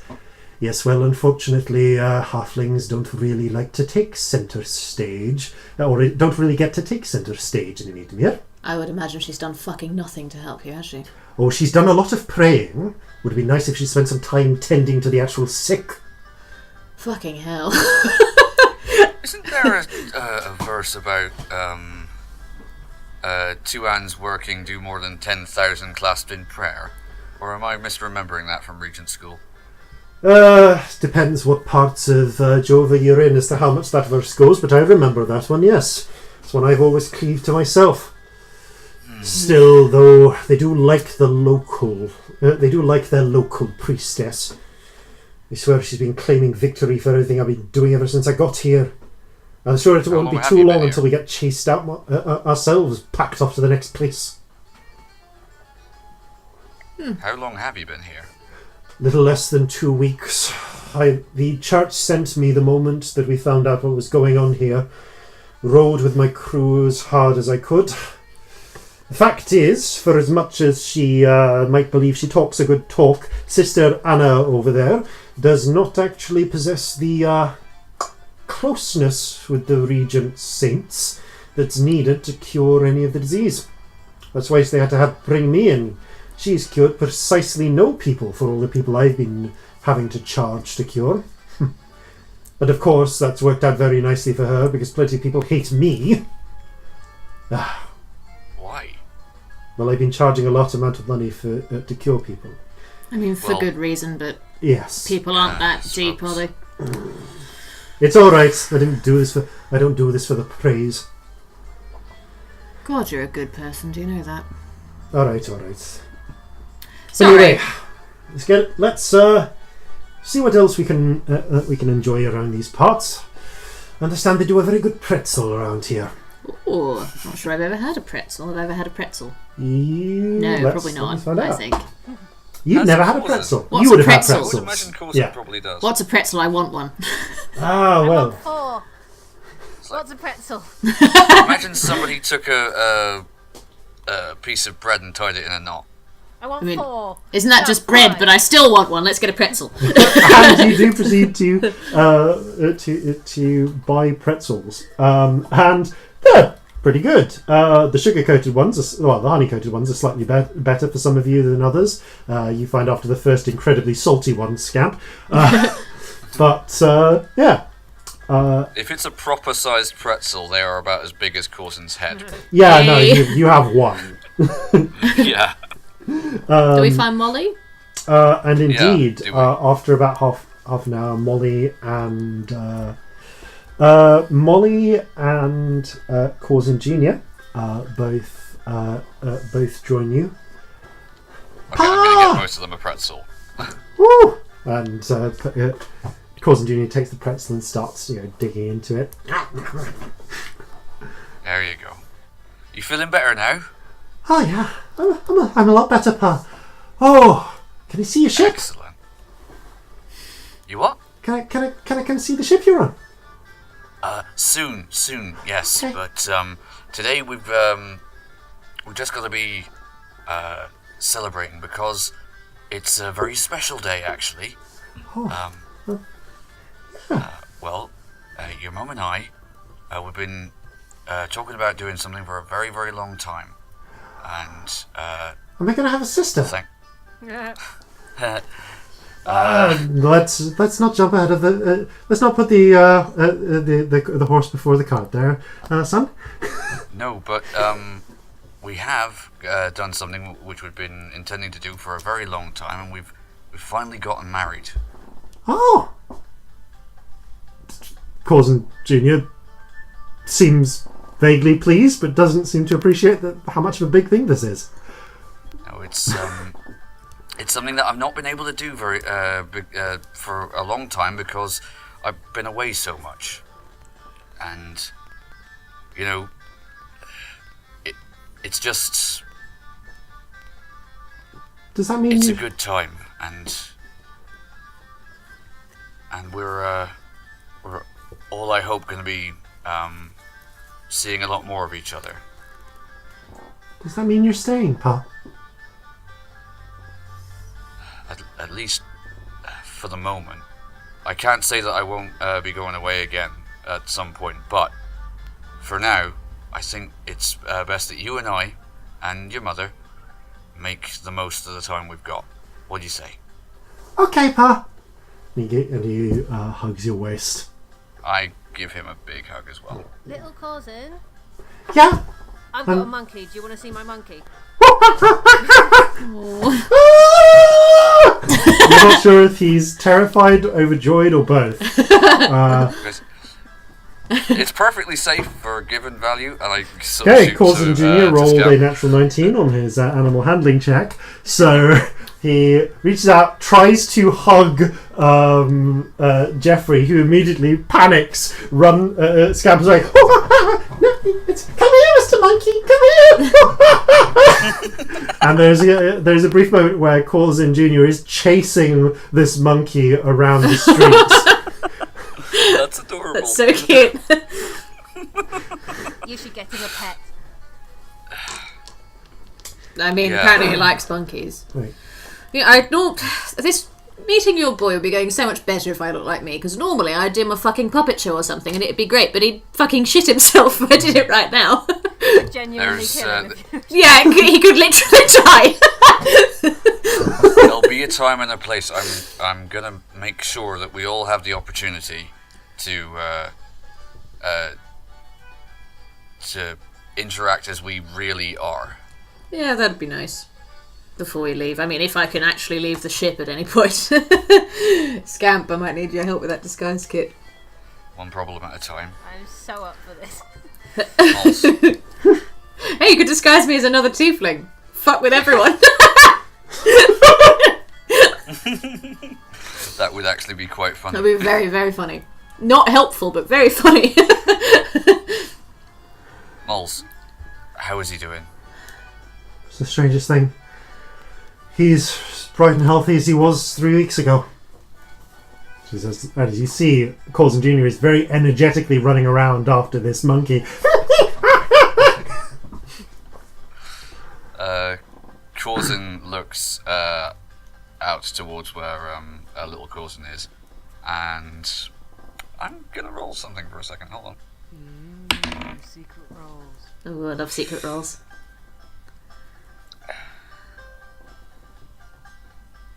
You see him kind of swell a little bit at the sight of his son playing so happily. Chasing a monkey around like an idiot. Yeah. Yeah. Mm. I can't pretend I wouldn't be exactly the same at his age. That seems fair. Glad he's alright. Me too. Yeah, Me too. so am I. I don't know what I'd have done if... No, let's not talk about that. No, we don't need to. It didn't No, let's not talk about that. No. Well then, you spend a couple more hours with in the festival. Seaman Salt starts to slowly calm down a bit. I do buy Seaman Salts a drink because I feel that's only sporting. Seaman Salt downs it immediately I and don't, buys 'cause herself she wouldn't another one. take it. Yeah. It's whatever local whiskey/brandy. Vodka, it's vodka. Oh no, of course it's vodka. Yeah, okay. a line of vodka shots then. Woohoo! You spend 5 silver pieces. Okay. Celestia drinks a fair amount Actually, no, as it's well. not the good stuff. It's 5 copper pieces. Sorry, Okay. I was going to say. This is stuff for getting a sailor drunk quickly. It's the common stuff. I feel like Celestia mostly drinks miserably in a corner during this. Oh. Trying not Nevertheless, to look people at are anyone. still more willing to sell you anything than they are Scamp. Corzin has to buy the pretzels. Ugh. I keep the pretzels coming if you want them, but Yes. okay. I'll say you probably spend a silver piece in total on various just I can give you things. money, but I can't buy that. It's fine. This is, you only get you don't get married every day, and You should buy little Corzin a pet. Very much so. yeah. Otherwise, I think they're a little scarce around here, Scamp. Molly says, "Yes, well, let's not make any decisions about adding new members of the household that I have to feed and No, clean up I- after." Why you should do it. That's perfectly fine. Yes, dear. Good. Maybe another time. Not really in a position for a pet right now. No, well, we'll talk about that because I'm definitely not leaving you as I did before, at the very least. I prefer if you weren't leaving me at all, but I understand. You know, Molly, you know better than anyone that if it were within my power to just buy that ship right now, would be on it. Although I know. situations aren't what we would wish them to be, and It's alright. I get it. I've always gotten it. he just hugs her. She taps you on the back and then hugs you back. Let's see what's up for the rest of this place. Yeah. You can always buy me some new ribbons whilst I'm here. Quite, and I believe you owe me a dance. Oh, you cheeky bastard. So I do. And she takes you by the hand, and as the fiddlers and the who've replaced the bagpipes player begin picking up a tune, you start up a dance, and sadly with Scamp, depends how involved Scamp gets as to whether other people start joining in or not, sadly. I'm just gonna watch. Okay. Me too. With a pair of you sort of like ghosts, spectres at the party, standing on the sidelines and watching. You see a number of other people begin picking up their own dances, and merry jig is had by all. Yeah, I think it'll probably start like your typical wedding slow dance, but after a while it will get progressively more energetic and rowdy until we're like, if there's enough people, we'll end up like stripping the willow. Yeah, very much. I do a mocking waltz with Scamp in the corner away from everybody. It's fucking horrible to behold, I imagine. You're given a lot Is the size of space. difference such that it's like when you have a child on an adult's shoes? Yeah, but also like I'm fucking Olga, so it's horrifying. But like away enough that we don't destroy the... Yeah. So, you the party continues, and as such street parties do, eventually burns itself out. As the time comes, Molly insists on dragging you, Corzin, and Corzin Jr. back home, leaving. And yes, you find yourselves as people are filtering away, getting ready to go your separate ways for the night. See you later. Have fun. Well, don't worry, I will. I mean, do you want us to take your boy? We're going back to the ship. Although actually, there's going to be some weird stuff going on. So, up to you. You know what? I think Corzin, yeah, ma. Do you want to go play at your young friend? You've got that friend of yours down the street. He's you've been wanting to go play with him for a while. If his ma says it's okay, do you want to go hang out with him for the night? We get to have a sleepover? Yes, you get to have a sleepover, son. Yeah, that's absolutely right. Okay. Oh, I'm gonna get to play with Timothy. Yeah, you go play with Timothy. Molly leans over to you, the pair of you. It's a fucking weird name. Is he a weird kid? I need to know. I mean, he's a little weird. Does he blink? I don't know. I don't watch whether children blink. Okay, fair enough. We ran into another Jimothy in Crosswater. I'll tell you about it sometime. I didn't think there was anyone else called that. That's weird. Oh yeah, so it is weird. So weird. Anyway, we'll see about making sure young Corzin get a sleepover, and you and I can get some quality time. Have a nice sleepover, Corzin. Which one of us were you looking at when you said that? I just said it. I said it generally, not looking at either of you. That's what happened. I'm sure I will. Can the monkey come? Sure the monkey Jeffrey sort of backs away from little Corzin. Back on the Scamp's shoulders by this point. Scamp, you hear a voice in your at the back of your head. I don't think Jeffrey wants to come along with little Corzin. We'll look after the monkey. Yeah. Aww. Oh well. And the very small, in the case of two members, family unit begins.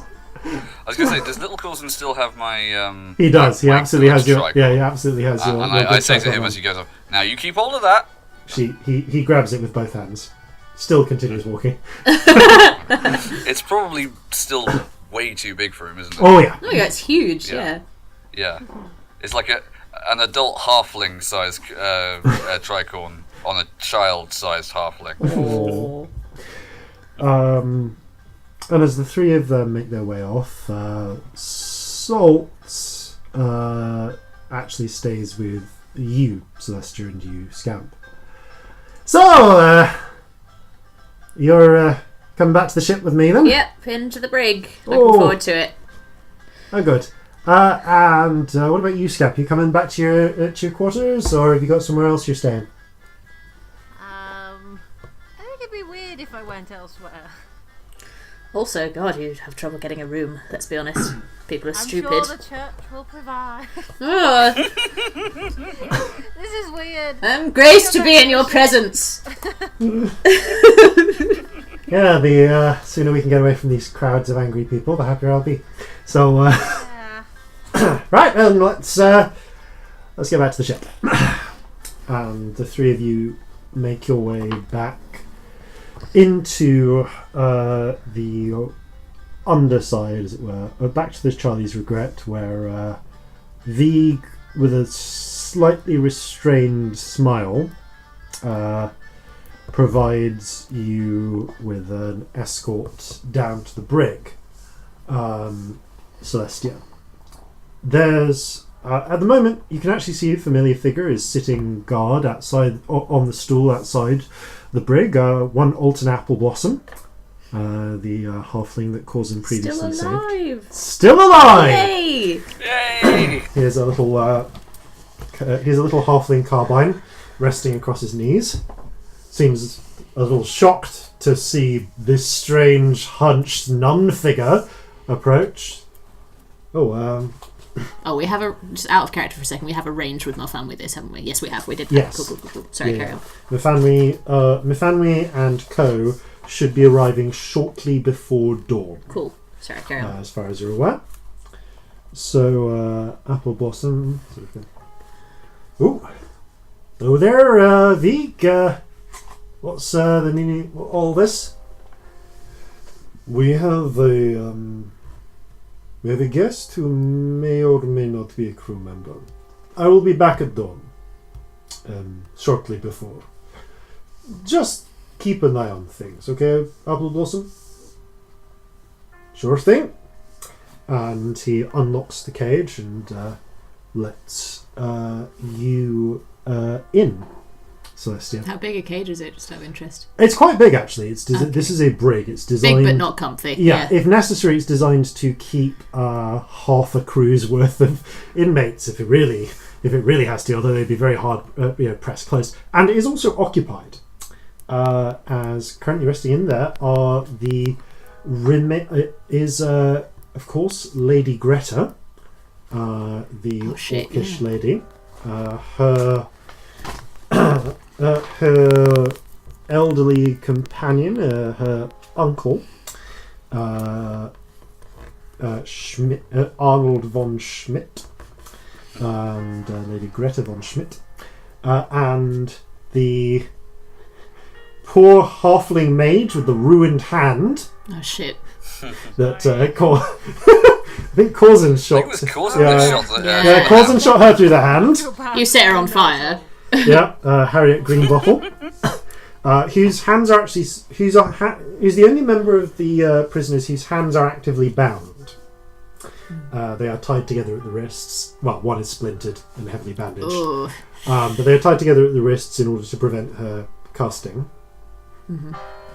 And although she is ungagged, you would know that any jailer has instructions to make sure that she... Potentially to shoot if it sounds like they're casting spells. Yeah, fair. Just standard mage protocols, which have been a little relaxed, because standard mage protocols would involve just gagging the mage entirely. And indeed the handful of other orcs. All of them disarmed, just left with their clothes, and food periodically served to them. There, says Greta. looking up.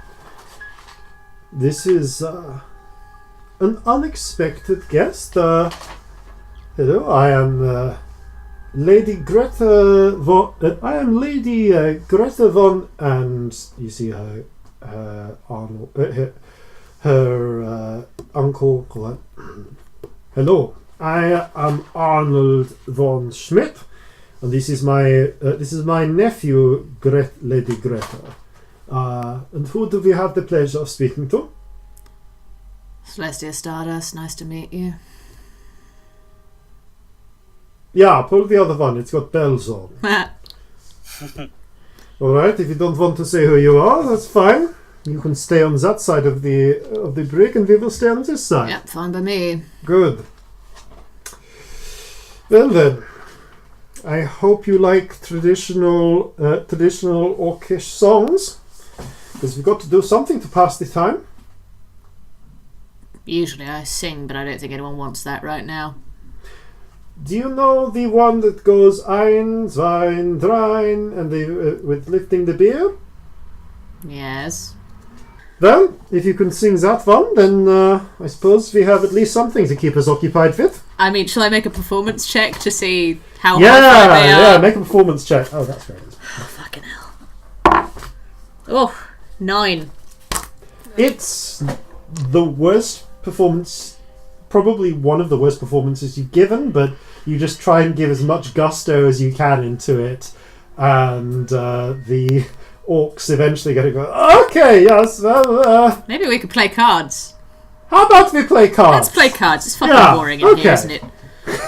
They start to take out some cards and start playing. Scamp. I don't imagine anything more interesting happens as people are retiring for the night, what do you do? Do you just head back to your... I'm going to stay there. Okay, you're staying Cast there. alarm around the door. Just in case. Which door? The door to the cell? door. The cell door. Just Okay. in case. Put alarm on the cell door. Oh, are you saying, like, near the brig? Yeah, I've got nowhere else to go. That's Okay. adorable. You, Do you want to play cards, darling? I know you're not, like, in here, but we can go near a wall and sit outside. Trying to work out if there's any way I can cheat with magic. I don't think there is. Minor illusion? It's not tangible. Yeah. Yeah, true. I mean, I could ask friend to tell me what the cards were. That's so funny. I'm going to do that. So Yes! Love that. Wait, are we playing for real money? I suppose they have all of our money was confiscated when you took us captive. But we're very happy to wager our fake money for your real money. No, you're right, darling. Thank you. In that case, you will be playing for Ship's these... Bag of biscuits. sweets. Yes. We could play for sweets.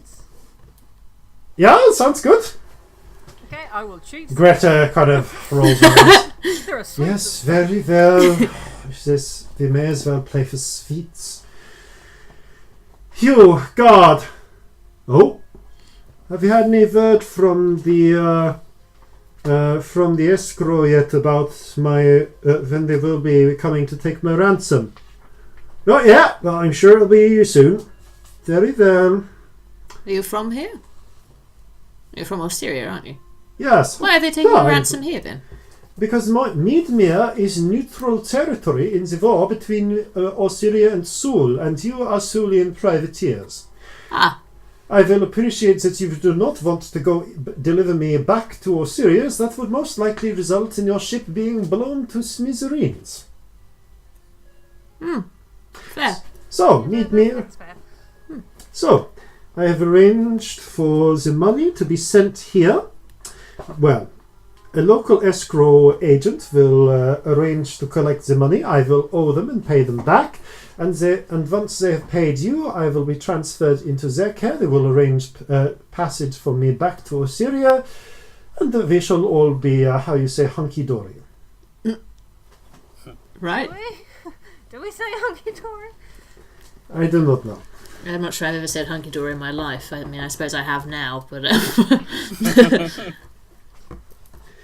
So, I believe they say that in Bright Call. I'm not sure. I'm not from round here. No, but you look such. Oh, well, I suppose nuns must travel when they're not trapped in the cloisters. Yes. We're nuns. We get around. Hmm. We really do. So what's the point of a nun if it's getting none?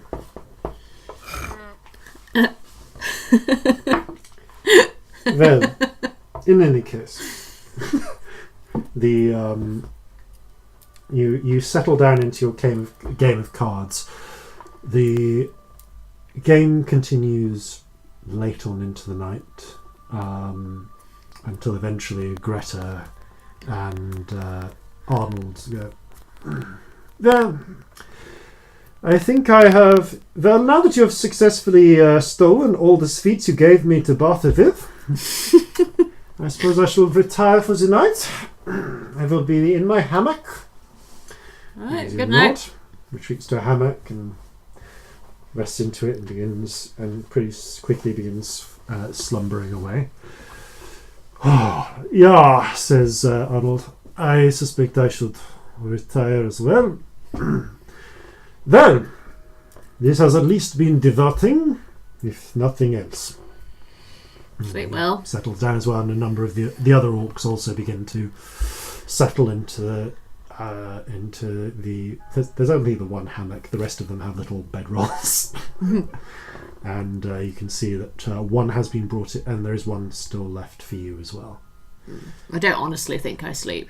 Okay, you're going to kind of just sit and rest, and this does count as a long rest. Yeah, for everyone. I think it counts either way, but yeah, I don't think I'd sleep. What about you, Scamp? Are you going to head back to your? No, just gonna sit there. Scamp, you can go to bed. I don't mind. This is really boring.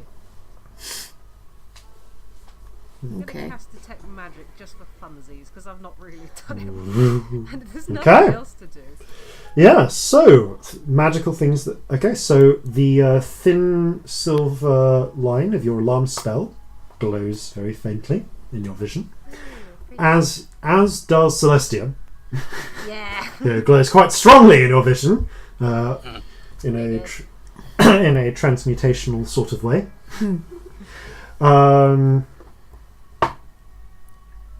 Okay. Your own clothes show up as well. Ooh. Give me a. I suppose this would be an investigation check. Oh no, that's ominous. That's a 1. Never mind. You don't see anything else that glows up magical. Now I'm gonna wonder. Yeah, me too. So, the yes, what are the odds that the GM is just gaslighting you? Not very high with you, actually. Sometimes. Oh, I don't know. After so it's about 2:00 in the morning that one of the crew comes down, and a human fellow nods to Apple Blossom as you see and says, "I'll be taking over your shift if you want to go get some sleep." Apple Blossom looks up. "Oh, my shift was up yet? Well, I finished up a bit early, so you can go up and get some rest if you like." Do we know How who long this ago is? did I cast detect magic? This is within the 10 minutes, I'm going to say. Okay. Nothing magical Otherwise I'm showing gonna up. cast- Okay. Yeah, nothing magical is showing up on this crew member that's walked in, but no. Do we know him? Roll an insight check. Okay. Oh dear. Oh, that's good. 15. 18.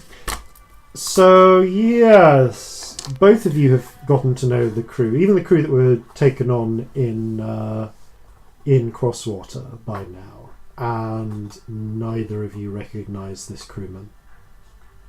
Are you new? Haven't met you before. Oh, yes, I am new hire, just got brought on. What's your name? Boris. You have a surname, Boris? Boris Petrovich, not that it's any of your business. Just wondering. Boring in here.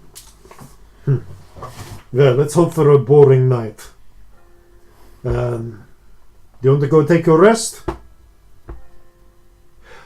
If it's all right with you, I'll stay out the rest of my watch, but you're happy to sit. I'm happy to sit with you, if you like.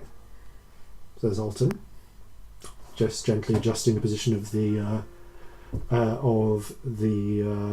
carbine on his knees. Good, fair enough. All right. Boris turns around, walks towards the brig is slightly isolated from the rest of the ship. There is a trap door that goes down into it from the main deck, separate, and it's deliberately separated off. So it wouldn't be the main deck actually. It connects to the main galley. Okay. So where people eat and drink. Because good prison design don't make an easy escape route directly to the place where you can jump off the ship. Make them go through the place where everyone's going to be eating. But yes, there's a single door that leads into the galley. Does the ship have like an alarm bell or something? There's the dinner bell, which is loud enough to be heard from most of the ship. Is there a signal if something goes wrong? That would be the dinner bell being rang frantically. Because I've got minor illusion, so I can recreate any of the. So just if there's something that is. Boris steps over to the door, closes it, and bolts. Well, actually, you can't bolt a door like this from the inside. That's the opposite of what you do. But there is a lock, and you see him pull out a key from his pocket and turn it in the lock. Hold on. How do you have a key like that? I thought only me and the captain had had keys like that. Yes, well, I'm afraid he did. And at that point, Boris turns, pulls a concealed gun from his pocket. I would Yeah, like to do something. roll but I guess initiative. roll initiative. Yeah. I think at this point we can say. Oh shit. I'm not there. Yep, the fuck Yeah. dice has fucked me. That's a natural 1. Oh, Dirty 20. oh, okay, Both ends of the spectrum. Yeah. yeah. So that makes it 20 for Scamp. Bugger. Yeah. Hell, Apple Blossom didn't do too badly either. Okay, just because you have a higher... He also rolled a natural 20, but you have a higher Mine's dexterity. dirty 20, not natural. Oh, dirty 20? Okay, in which case Apple Blossom goes first. So, that being the case, the Apple Blossom immediately calls out, "Intruder! Intruder!" Raises the gun, and seeing that the thug is pulling the gun on him, raises up his carbine, and you hear a bang as it cracks from the report. Apple Blossom is all natural 20s today, man. Fucking just hell, say. yes, Apple Blossom. Oh yeah. Good thing he fucking survived, mate. Yeah. Yeah. Okay, Apple Blossom does not bad actually. 8 points of damage, which that's actually 15 because of the doubling from critical hit. So 15 points of damage off the bat from Apple Blossom. Wow, nicely done, Apple Blossom. Okay, so just starts shouting, "Sound the alarm! Sound the alarm!" Okay, Scamp, you're up next. Is he shouting loud enough that I think people are going to hear? I mean, he's shouting as loud as he can, so probably, yeah. Oh, I don't know whether to waste my action. Because I've been holding... Take him down. Oh, I kind of want to get people here more than anything. Mm-hmm. And I did say I was holding a... You did. minor Yeah. illusion, so I will do that. I will Okay. let that go, which is the sound... A very loud alarm bell. Boom, boom, boom, boom. Yeah, the dinner gong just begins resounding from within the room, loud enough to be heard across the ship. And I want to get to the... Well, I want to get to the door and try and get the key on, turn the key again. Okay, I don't know if I can do both. So that'll pull you... No, it's kind of an action, but you can get up to the door, which will put you right next to this figure. Okay, and...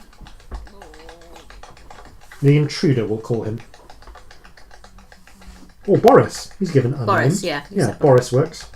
Okay. Boris Petrovich. I will leave it at that. Okay. I don't think I can do anything else. Okay, Boris goes next. So... Alright, first thing he does is he draws a classic halfling knife, actually. The sax, basically a short sword, from his boot. You have. Okay. Yeah. And he opens up, just looking at the figures next to him. He sees you going for the key. Okay, he's going to stab you. He stabs at you with the sax. Scamp, that's a 15. Yeah, that hits. Yep. And a 14 for the second one. Also hits because I haven't cast Mage Armor. Yep, so, okay. Total of 12 points of damage as he shivs you twice and then just this blast of flame emerges from the point where he stabs you. I'm going to shout ow really loudly in Infernal. Okay. It's different. It might just be ow still. It's weird, this weird layered ow kind of ow. It's 15. Okay, well he didn't save against that, so he's engulfed in the flames, raises one arm to protect himself from the worst of it. Wasn't it? 15 you said. Oh sorry, 12 to you, yeah. Yeah. Okay, yeah, he's looking, like you can see he now has several burn marks. And yeah, no, well he has a target. He raises the gun, however, doesn't go to you. Although it's pointed at Apple Blossom, he actually shoots past Apple Blossom with advantage because target is unconscious. Which is enough, and you hear a Are they also crack. down though? Yeah, true. Do that as a single roll. Sorry. No, you're right. No, you're right. Yeah. Yep. Okay, still hits.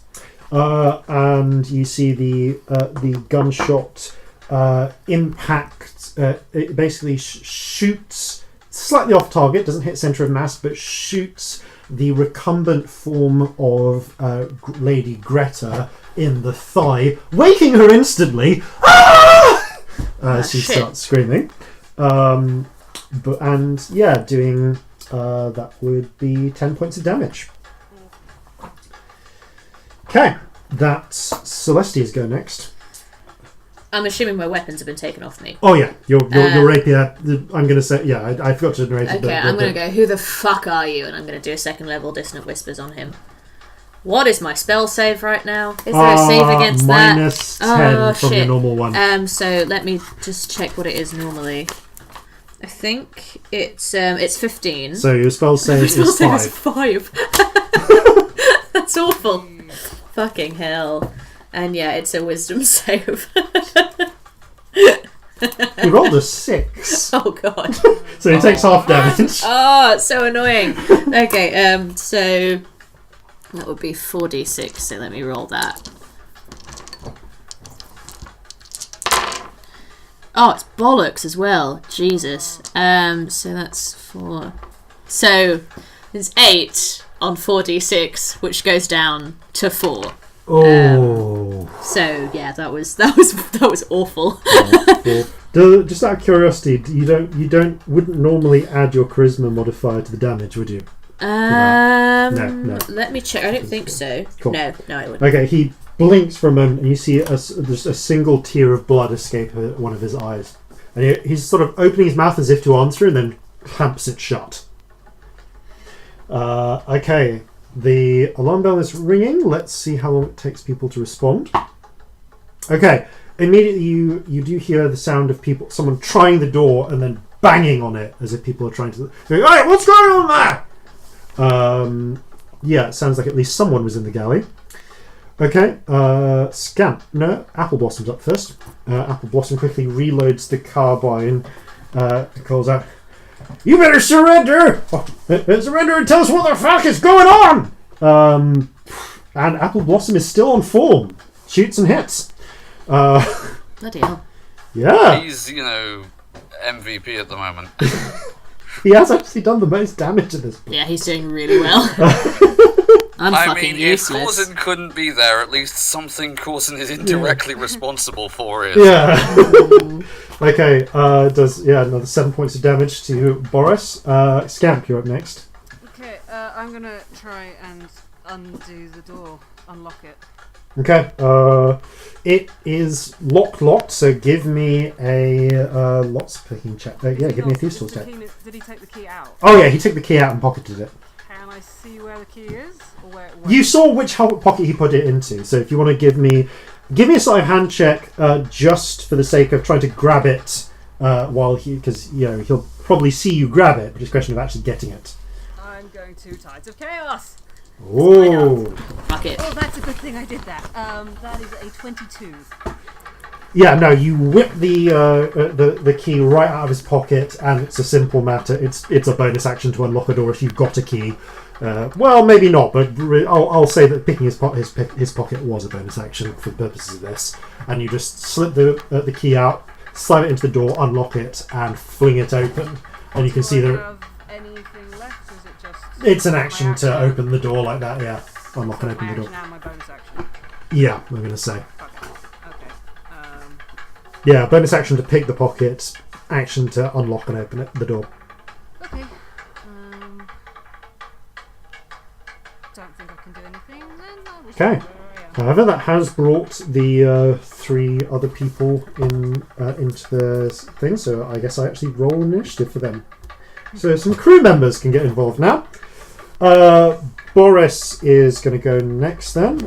Boris quickly reloads the pistol. So Greta is screaming. He's going to take another shot at her.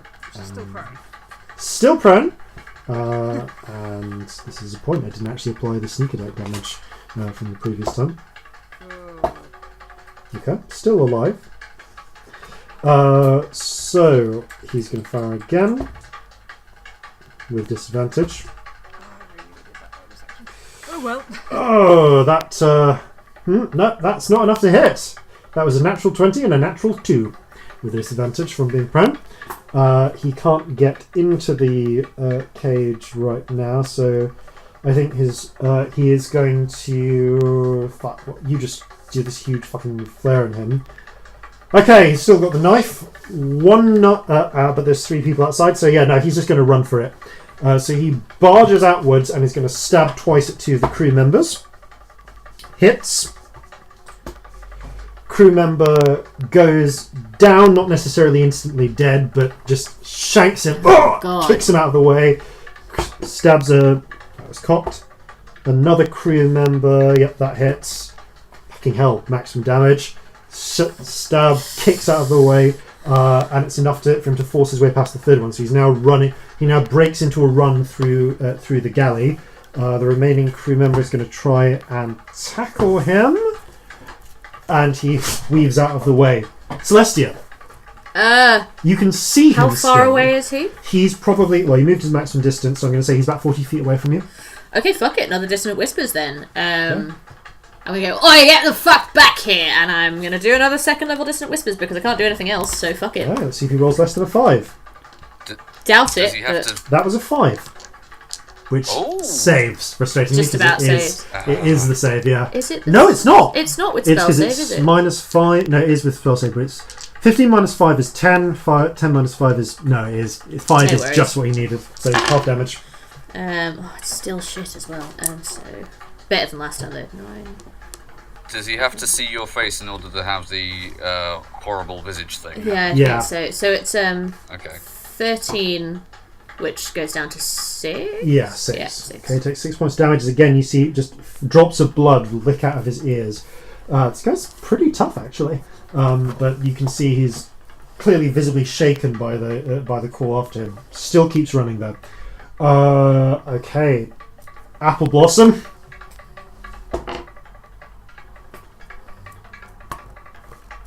Yep, that's just enough. Okay, Apple Blossom doesn't kill him. It does do another 6 points of damage though, as he shoots him in the shoulder as he goes. Ah! Boris keeps running, but is now visibly flagging, just leaking blood out of the wound. Can someone stop him? Calls Apple Blossom. Scamp. How far away is he? 30 feet from you. Okay, and how many people are down because of him? 2, I'm going to say. Oh, okay, I will quicken a... Where is it gone? Yeah, I will quicken Phantasmal Force and put him in a cage. Okay. Cage. Intelligence saving throw. He suddenly stops as if being surrounded by some sort of flaming affair. So that's my bonus action. Okay. And I'm going to use my action to use my eel statue. Yeah. On one of the down. Aww. You kneel down quickly, sort of phonetically uttering off the That's disturbing. the Saragan prayer. You see the eel statue glows with a golden light at the tip, which spreads along the whole of the length of it until it hits the head, and then the light surges into the crew member. So that's 10. Who is basically healed to full, yeah. Bloody hell! Yeah, tell me about it. Let me roll to see whether Boris has ever encountered anything like this before. Boris has not. I'm so frustrated I can't be here right now. Which means he's going to be wasting his You're busy action. having So sex, roll the damage for you, Scamp. 4. Okay, not enough to drop him. Just needed to stop him. Yeah, Boris. I mean, I'll roll it just to see. Okay, Boris would have escaped the flaming cage by sliding through the edges, but to his perspective, the cage bars seem to suddenly ram shut when he tries to get through. That's enough for him to realise something is wrong on his next round. I'm trying to be careful with how I rule Phantasmal Force, because a Phantasmal Force cage should not be an insurmountable barrier forever. Like, I'm kind of ruling that although the spell says they rationalise anything that goes wrong, Phantasmal Force is not hold person. Yeah. Yeah. You shouldn't be able to keep someone there forever. The rule is... They're not stationary. No, they're not stationary, but the thing is, like, if you've made a cage around them, I'm kind of ruling that I will make an escape attempt for them. If they could have escaped, and the spell means that they don't, that's enough for them to start to realise something is wrong, and then on the next round they can make an investigation check. Because you're essentially robbing them of 2 actions. Yeah. It is a very powerful spell. No, fair. It's a little too powerful. It will also I'm going to roll that any character who's had a Phantasmal Force cast on them before, and I will just roll to see if they have, will think to try the investigation tactic. Fair enough. That makes sense. Yeah, Just because that stops that from being a game-breakingly powerful No, spell. fair, yeah. Magic exists, it is a known quantity in the world. Illusionists fuck about with people. Not often, but it can happen. So, that being the case, it's Boris's turn. He's just had his turn. It's the crew's turn. The crew member, who is not under this illusion, is going to try and tackle Boris to the ground. Boris presses himself almost against the flaming cage and sees the cage part for this crew member to slide past him and then close again after him. Celestia. You see that Boris has been unable to escape, seemed locked in place, and you recognise the look of someone that's been hit by whatever Scamp does. Is 8 plus proficiency plus modifier, isn't it? Yes. And our proficiency's 3 now. Yes. So her save should be 6. Oh, yeah, it should be 6. Well, we've done it All right, now. we've done it now, but we'll build it I months. thought I'd bring it up because it's your No, Thank it totally is. You're very much you're right. quite right. Which means that your spell save is 16 now. Not, Yeah, not it is. I 15. very much did that wrong. Right. You can update your character sheet for the future. Well, good to know for future. Yeah.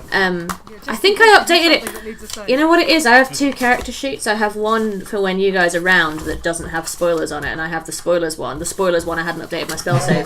That's what it was. Right. But yeah.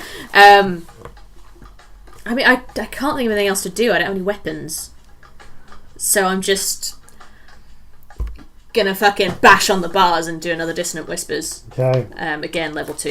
Because fuck it. I have a question, Celestia. How vindictive are you feeling? I don't want him dead, but I would like him very unconscious. Okay. Yeah. I don't damage. want to kill him because I want to know why he's here. Okay, so 5, 9, 10. So 10 half to 5. Okay, he pulls himself through what he sees as the flaming bars, which no one else can see, grabs the wall with both hands and rams his head against it once, twice, 3 times, breaking his nose in the process, and then passing out on the floor. The remaining crew members immediately rush up. One starts calling for Corzin's apprentice to come and assist the crew member who... Just so that I know, who is that? That is a very good question. There's a reason I said Corzin's apprentice, because I don't think I wrote it down. Okay. Because Corzin would know. Yeah. Okay. So your apprentice is one Alice Wheelhill. Okay. She is also a halfling. She is your assistant. Alice Wheelhill. Yes. That classic halfling name, Wheelhill. Okay. Pick a noun, put it in front of Hill. Molly's maiden name was Millhill, so. All the hills. So the other members of the crew, so Alice is called down, and she is rushing. Can I try and stabilise the crew member while this is happening? Yeah, that might be a good idea, because I don't know if Alice is within 3 rounds of arrival. That's an 8. No. That's a no on the first round. On the first round, he's continuing to bleed out. Does he look like he's close to death? He does, but whether as a result of your mucking around or just pure good luck, natural 20. You managed to it seemed looking at it over. It looks like it's actually managed to miss any major arteries, and it's more the shock that has knocked him out. Can I crack my hand on the bars and do him a healing word? Yeah, it will literally be 1 point because everything is minus. But it's enough. Yeah, and you see the bleeding slow down and the worst blood vessels seal up. Although there's still a lot of damage to the flesh and. Can I then make sure that the prisoner doesn't bleed out? Yes. Checking up over the prisoner. Give me a medicine check. I think I might just have killed him. What did you get? A 1. Okay, well he was stable because Celestia was using non-lethal damage, but now I've started the bleed count. Shit. Ow, balls! Do you want to give me another medicine check? Yeah, is the doctor here yet? Let's find out. How many rounds does it take for the doctor to arrive? Okay, the doctor is rushing in the next round, but you've still got to make a medicine check. Okay. Try and keep him stable. If he looks like he's about to die, I will do a healing word. Okay, no. You're able you're able to keep him stable until Alice arrives. Okay, guys, I've saved his life. She gives you a dirty look before stitching up the injury you just caused. You just while checking him over, you managed to push his muscles apart in such ways to open up a blood vessel. Oh no. But she I'm so sorry. renders him some immediate first aid and stabilizes him enough that he will at least be stable enough for interrogation. Apple Blossom is just sort of standing over him with the carbine. Well, that's not how I expected my note to go. Nope. Do we know him at all? Does anyone know this fellow? He said his name was Boris Petrovich. The other crew shake their heads, and pretty quickly, from the sound of the alarm bell, you see Vig run into the room.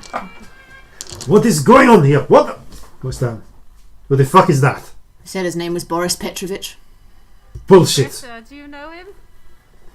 Greta is currently holding on to her wounded leg. No, I do not know that fucking man! Oh, shit! Doctor. Yes, yes, let me through.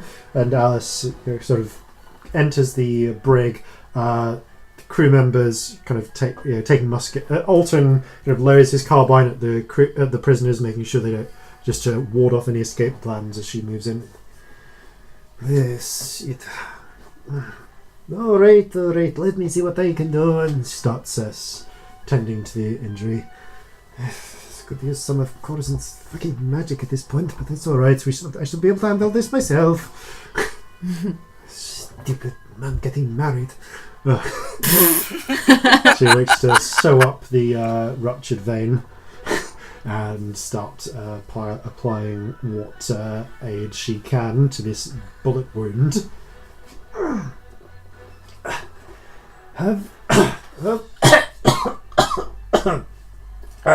Water! And she passes some water. There we go. What? Have you got any opium? No, I suddenly feel I can't spare it for any prisoners. Fuck you. Do I still have some? Yes. I've got some if you want it. Yes, some would be lovely, thank you. Do I give her a pipe? Does that still work? Yeah, I give her a pipe. And she starts there you go. So, says he, looking into the to Greta. You say you've never seen this man in your life. No, but I would say that it is most likely some madman who has come in. Bullshit. Why would someone come in and try to kill you? Can I see if she's lying? Does she know this person? Make an insight check. check. I do that as well? Yeah. Is that allowed? Oh, I've got a new shiny die. Fuck. Natural 1. Natural 1. She seems pretty hard to read, by and large. Well, seems interesting that he would have gone and shot you directly. Yeah, he definitely went straight for her. I mean, He stabbed me right here first, but then yeah, but like right here, look at that. he went for you because you were in the way. He went for her because he'd seen her. You know. I'm just poking the wound. Do you need any It healing? hurts. No, I'm good. Okay. I'm gonna sit down. I'm gonna just bang my elbow on the side of the cage and do Scamp a healing word. You get 1, but the sentiment's there, so you know. A few moments later, you see hastily pulled on boots and coat, looking slightly out of sorts. Captain Brandy emerges down to the brig. What the hell's going on? Oh, you told me about this earlier, Vega. Looks a little askance at you, Celestia. What's this business and who? We got some sort of intruder going on then. Seems to be the case. The fellow there, Broken, seems to try to kill Lady Greta there. Fucking hell. Maybe someone wasn't as willing to pay your ransom as I was thinking then. At this point I'm half inclined to say just toss her overboard. Shit. Looks out and says... and at this point, the older orc, who is... Obviously all the orcs are awake now after the gunshots. Says, Date! There's no need for such things. Please, if you give us a little time for the for the opium to set in, get the worst of the pain off, I will explain everything. I don't like this. Too many strange things happening. When's Horhace getting back? I'd like to have all the officers at hand if I'm going to be dealing with this. Corzin's on his honeymoon, darling.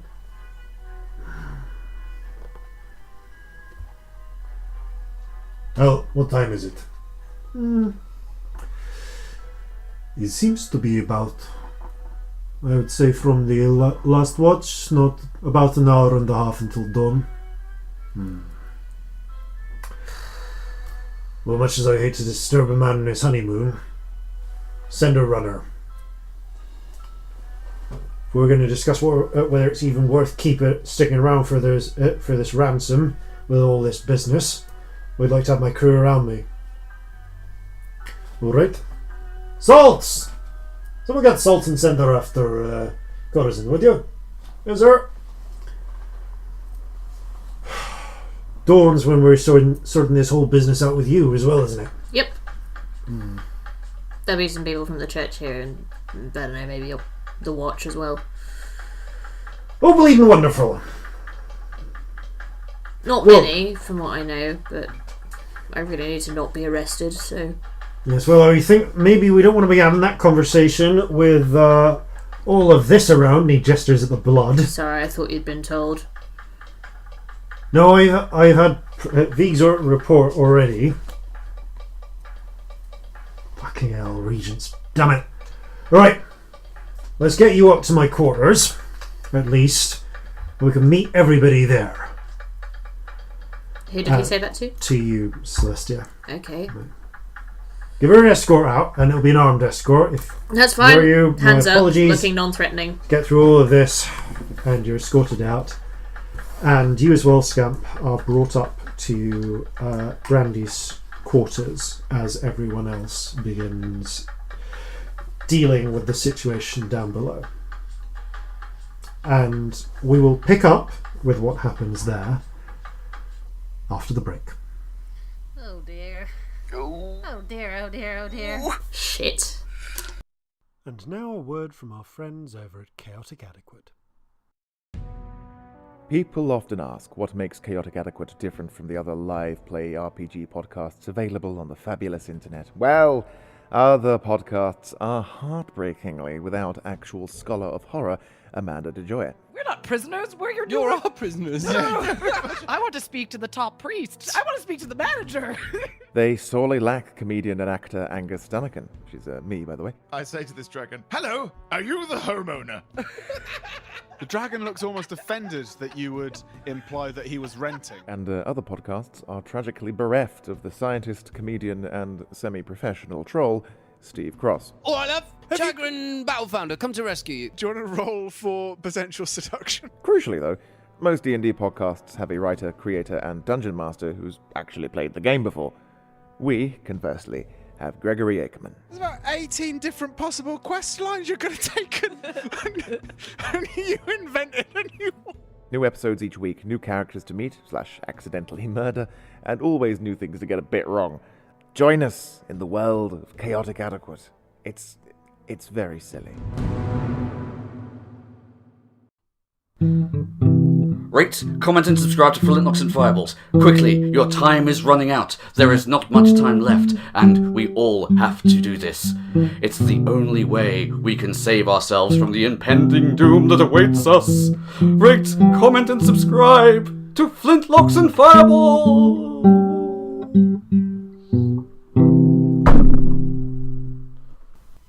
And welcome back. Corzin. Yes. You've had a very long night.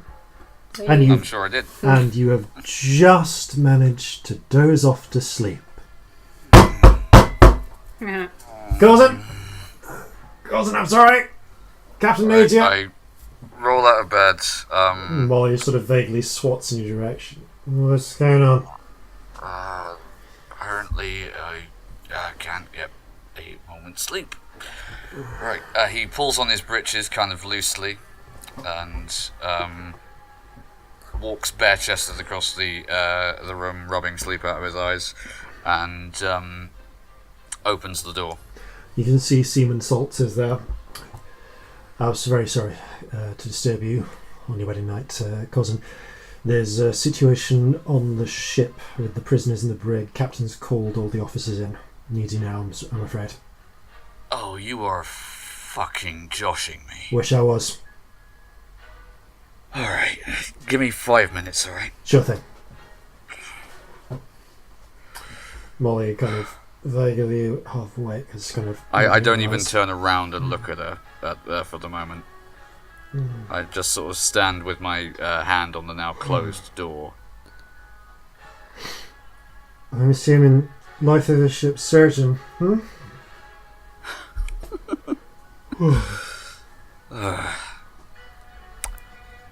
The Regent giveth, and the Regent taketh a fucking way. And I stomp back over to the to where my clothes are strewn and start angrily putting on my boots.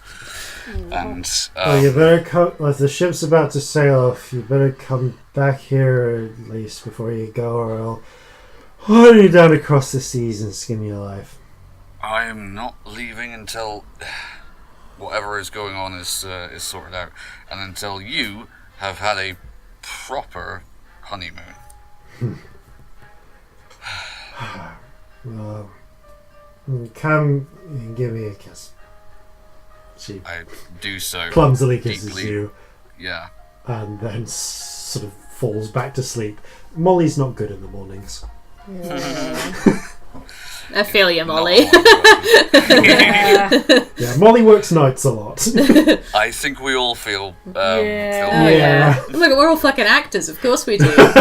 Jesus, we're night people. Yes.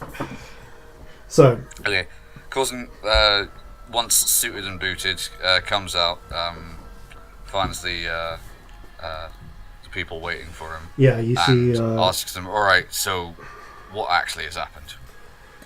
We'll walk and talk, and Salt's walks. Yeah, we will.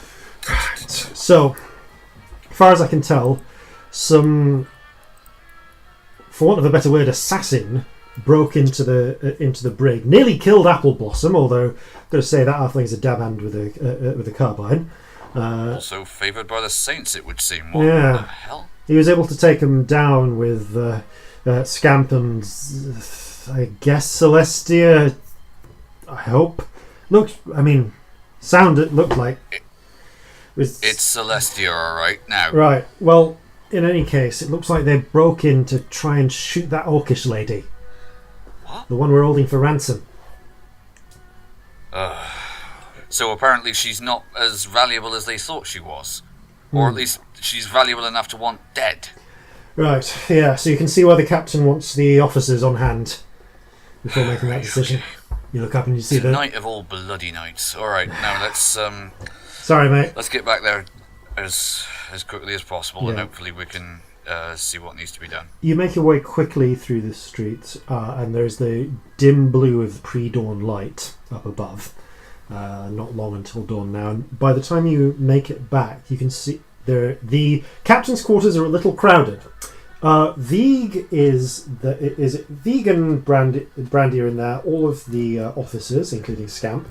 Vieg has a musket in his hand, and is not pointing it at Celestia, but is there. And there are a couple of figures who have actually arrived moments before you. One of whom you, two of whom you all three of whom you've seen. Mifanwi, you know.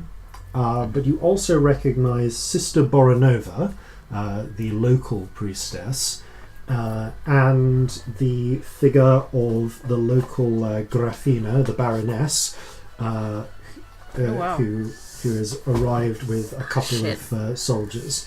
It seems that as witnesses from the local law go, Mifanwi has certainly pulled a few strings.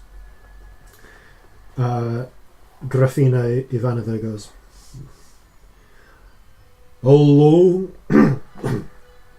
How long until dawn now? Vig peers out the window. I would say just a few minutes until the first light. And you see Celestia has been sat in a chair in a position where when dawn does come, it should shine through the windows. I'm just sat very quietly with my arms folded. Right, so I've been hearing that there's been some sort of assassin got on board. As you start to say this, you see Brandy shoots you a look. Okay. About halfway through what you're saying. So I change tack at top speed and say, so I've heard that there's some people been sat on their arses here doing bugger all. Aye, something. Something like that.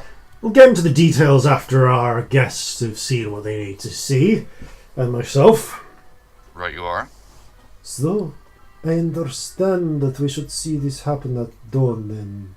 Supposedly. Sister Tumblebrook. Yes, if all things are equal. Just a few moments now, and as you look out, you can just see the first glimmers on the horizon. And Do we maybe have to be outside for... no, it shouldn't make any And difference. there's just a peak moment where you just see the first glimmers of dawn light as the sun begins to rise. And you imagine that it would be like a beam of golden light, but it's more like a thin, weak winter sun sort of pale white ray that begins to suffuse through the window. And as it does so, all of you watch as Celestia's features seem to begin to grow glistening and oily. And it's like she's sweating, but as it continues to drip, her features are actually peeling off and dripping into almost like a pool of wax around her. Celestia, you feel your muscles relax and loosen. Your form shifts as you unhunch. You feel as the seaweed hair peels away and your own bouffant white hair pops back out. And the wretched sort of nose and features of Olga drip away. You rub your eyes and yellowish ooze emerges and seeps down, and your own silvery eyes are behind. Silvery, is that right? Really light blue. Oh, yeah, really light blue. Sorry, Yeah. and really light To the blue point where they eyes, almost look white. are showing behind. And as you look down, to your great relief, you're almost like dye leaching out of them. The rags upon you begin to are revealed to be your own. Yeah, I'm assuming by this point clothes. I've been clever enough to take off the nun's habit. Oh, yeah. Yeah, because I think I would to show you them would've. me changing, yeah. And there is, as the pool... Does it hurt? It doesn't hurt, actually. It's just strange. It's like you've been covered in mud and it's all being peeled off. But there is a sort of relief of adopting your own form again. Oh, Feeling more yourself? Fuck for that. And, Celestia, your voice has returned. Oh, you look hideous now. Shut up! Oh, that was a long 24 hours. Well, that was not exactly what I was expecting, but that is what you said would happen, Sister Sister Tumblebrook. That it is. So, I feel that, are you willing to accept then that if this lady has been transformed into this fashion for the whole day, it's likely then that someone else would, as I have suggested, taken her form and stood in her place, causing the chaos therein? I can answer any questions you want. I can vouch for where she has been during the time she was supposed to have committed Yeah, the these crimes. two are with me.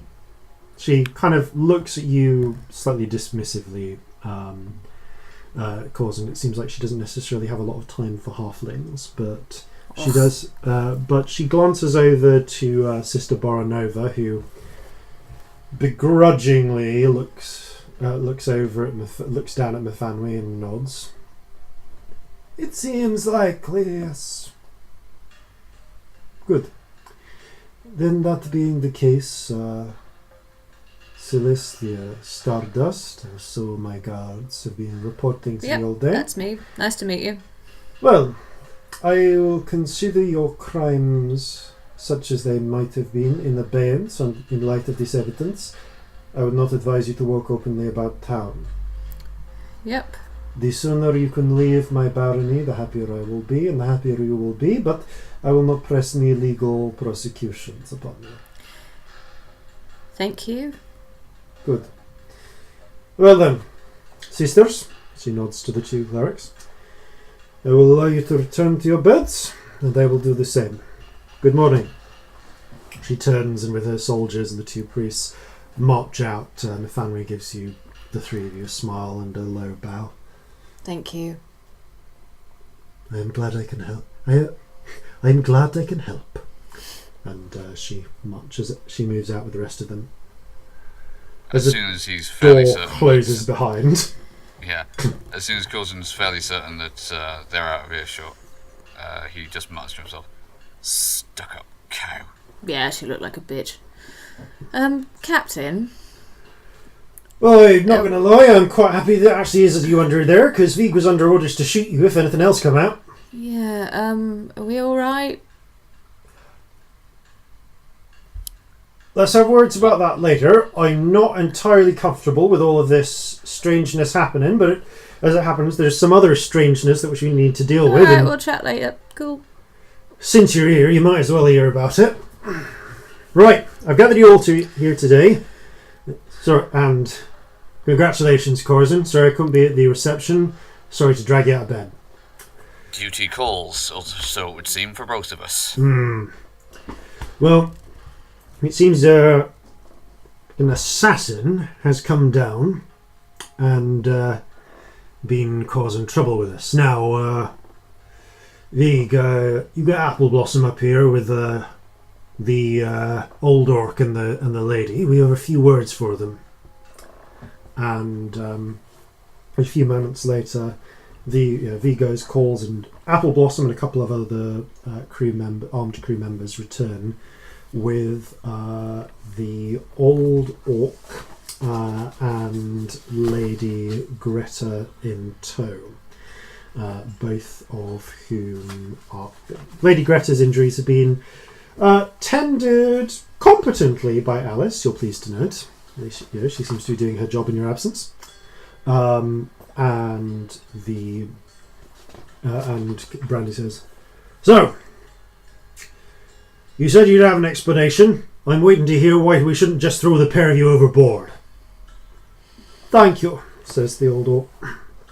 "Well, as you know, my name is Arnold von Schmidt, but my rank is Marine Captain Arnold von Schmidt, in service to her ladyship." "Captain, we should be more cautious. I think at this point the cat is out of the bag. Her ladyship is..." Greta raises a hand, and she is sort of leaning against the side of the... she has taken this. She has taken up a small stool because she has been shot in the leg, and says, "I will speak for myself. Up until now, it has been necessary for me to maintain a certain fiction because I believed it would serve to better preserve my life. My name is Greta von Orkstein, 14th in line to the throne of Ossyria, and heiress of the Duchy of Altmark. I was on the grand tour, enjoying some time with friends in Brighthall, seeing a bit of the world.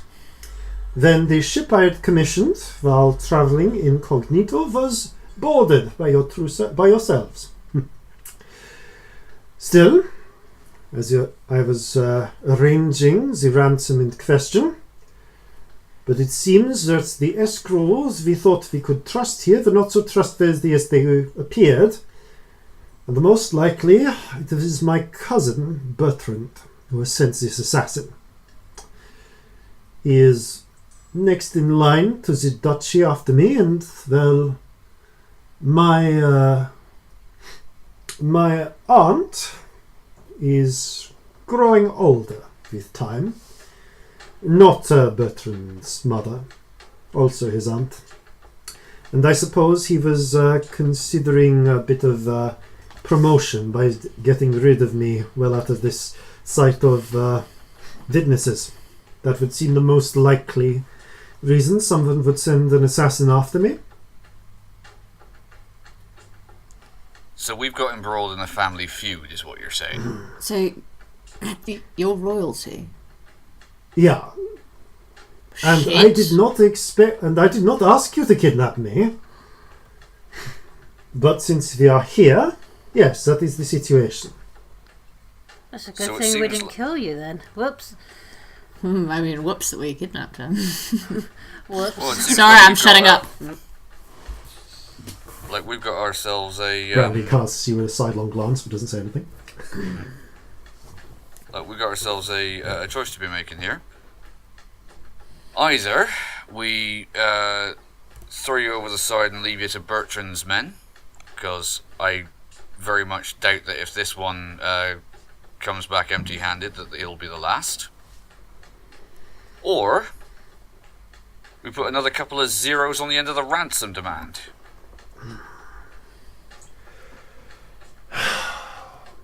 She glances over to Captain Captain Arnold.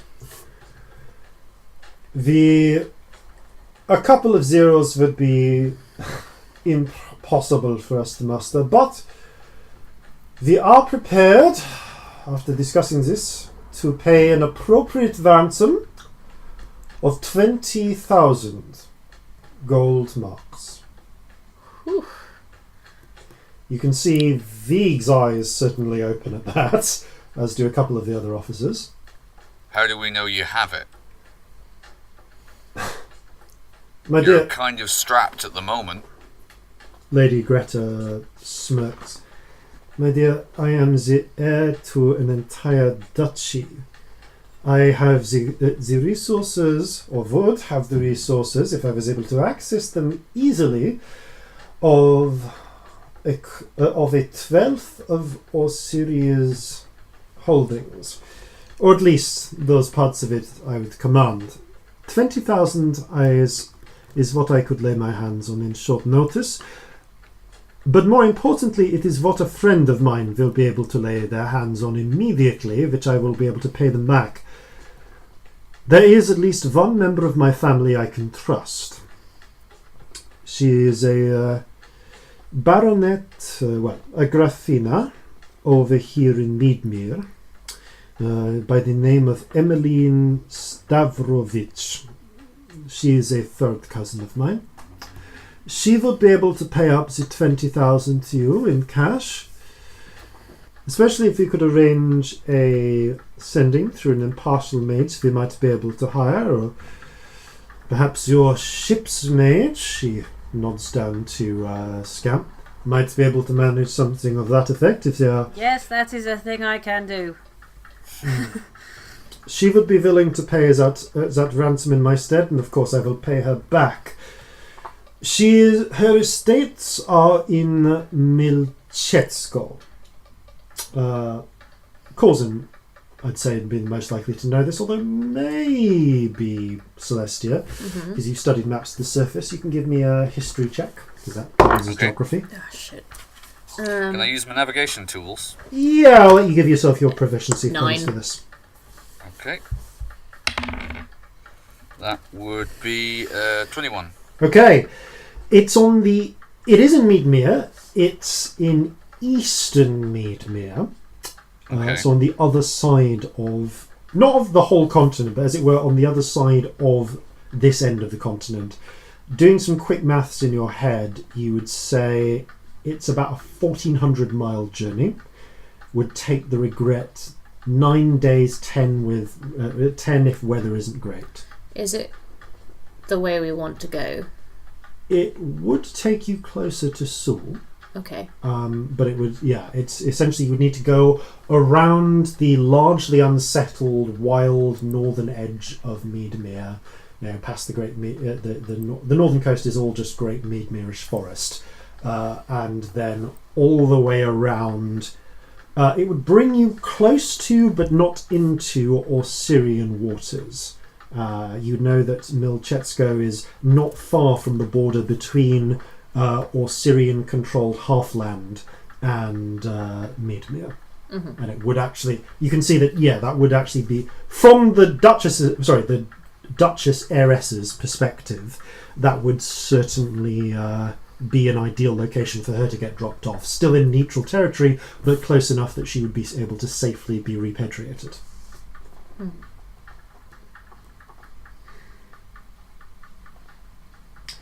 At this point, one of the other crew pipes up, and the bosun, Quartermaster Hedwig Solder. I don't like it. That's a big prize, but it's also a lot of risk. He's already sent one assassin after you. He knows you made port here, probably from the contacts with the escrow. Seems they were willing to sell out your information. I don't like the feeling of having someone like that on our ship. V speaks up. True, but the reward. The war with Osiria is coming to its close, Captain. You've been reading the newspapers as much as I. We haven't got that. I would not be surprised if it is over within a month or two. When that happens, our letter of marque is not worth that much. 20,000 for my part, and I would be willing to, if the rest of the officers were willing to go with me on this.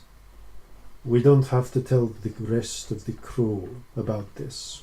We say it was 3,000. We split that message up, that amount up normally. You take half the remainder. We take half the remainder. You retire. I know you've been wanting to for a long time, Merlin. You could get that seaside place in the country you've been looking for. You hand over control of the ship to me. As many of the officers want to stay, can stay on board. Others, well, they'll have a large pace check if they want to leave. We'd all be very set. Brandy seems lost in thought and looks to the three of you for your Captain, thoughts. I have a question, if you don't mind. Go on. This is a very big claim, 20,000 gold. How do we know she's not just trying to get us to drop her off somewhere? She could be some nutty assassin that's part of a gang. I mean, I'm royalty is a pretty big thing. I mean, I can look in her head if you like. That's the thing you can do. Yeah. All right. Our lovely assistant here and crewman is going to be looking into your head. I urge you not to resist any intrusions she makes, if you know what's good for you. Yes, very well, that is fine. Okay. She leans back. I sit on a chair opposite her. Hand to the temple, X-Men style. Corzin, you will see a purple thread go from my temple to her temple. Okay. You hear her think, then is she getting on with this? I think I'll immediately just probe. Okay. She does get a save, but like I don't know how you want to play it. You feel her willingly, the moment she feels the impact of your mind, willingly drop her defences. It is the easiest mind reading you've done of the ones that you've done thus far, which have included one failure and one success on just something horrifying that was not a parrot. Yeah. Or not a parrot, yeah. Yeah. So, just check all the limitations of the spell. So yeah, I mean, I've got a spell card, but it'll say more on the... So, detect thoughts, because I've got a good idea. Yeah, so... you can shift your attention, so you get an insight into its reasoning, its emotional state, something that looms large in its mind. Okay. Pulling through it, you get a sense of, pride, but also in terms of a sort of slightly wounded but fierce pride, a refusal to let her cousin win, a degree of trepidation at the situation, fear that you might well just throw her overboard and leave her here to Bertrand's thugs. But you can get an insight into her reasoning, and yes, from what you can tell, you're not able to just plumb into memory, as it will. But you get the sensation that yes, she very much believes she is the Duchess heir to Allmark. It's Allmark, not Altmark. Okay. Nothing else interesting? No, she definitely seems to believe she can pay the money. Okay. Cool. Yeah. And she also seems to believe that it is a worthy price for her rank. I'm gonna break the thread, with a little click of my fingers. Well, she definitely believes that she's a duchess and she can pay the money. So unless she's a nutter, she's telling the truth.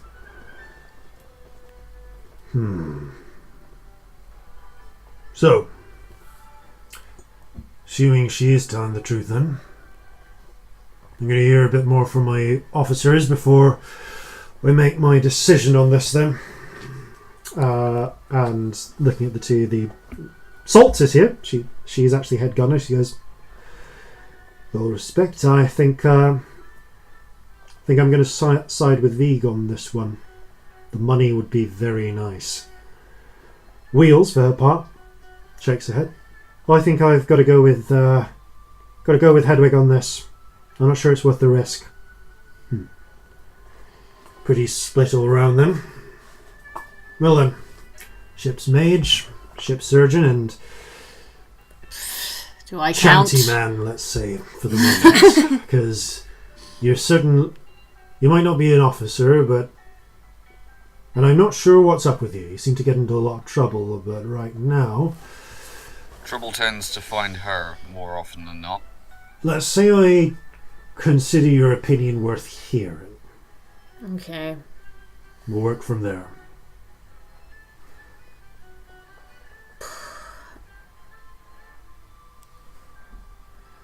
I mean, genuinely, logically, does this take us towards Leah? Because, like, out of character, because that is what from I would be thinking the about. route that was described for getting to Seoul does follow that route, going around the Meadmerish headland and then back down. So it makes sense. To get sense. to Seoul, you would have to go via Ossyria, and it would take you in that direction. I mean, yeah, fuck it, I'm happy to. It's the way I want to go. How about the two of you? If we leave her here, she'll die. I kind of feel like we're responsible for her being here in the first place. I say we take her where she needs to go. God, you're a better person than me. Fucking hell. I'm probably a better person than me, but I'll grant you that is an aspect. Corzin? Her death here isn't going to do any good. Not to her, not to us. Also, not to put too fine a point on it, but regardless of what your plans are for the future, Captain, 20,000 gold would buy 2 ships this size. It is a lot of gold. That would. Well, split 1, 2, 3, 4, 5, 6. Yeah.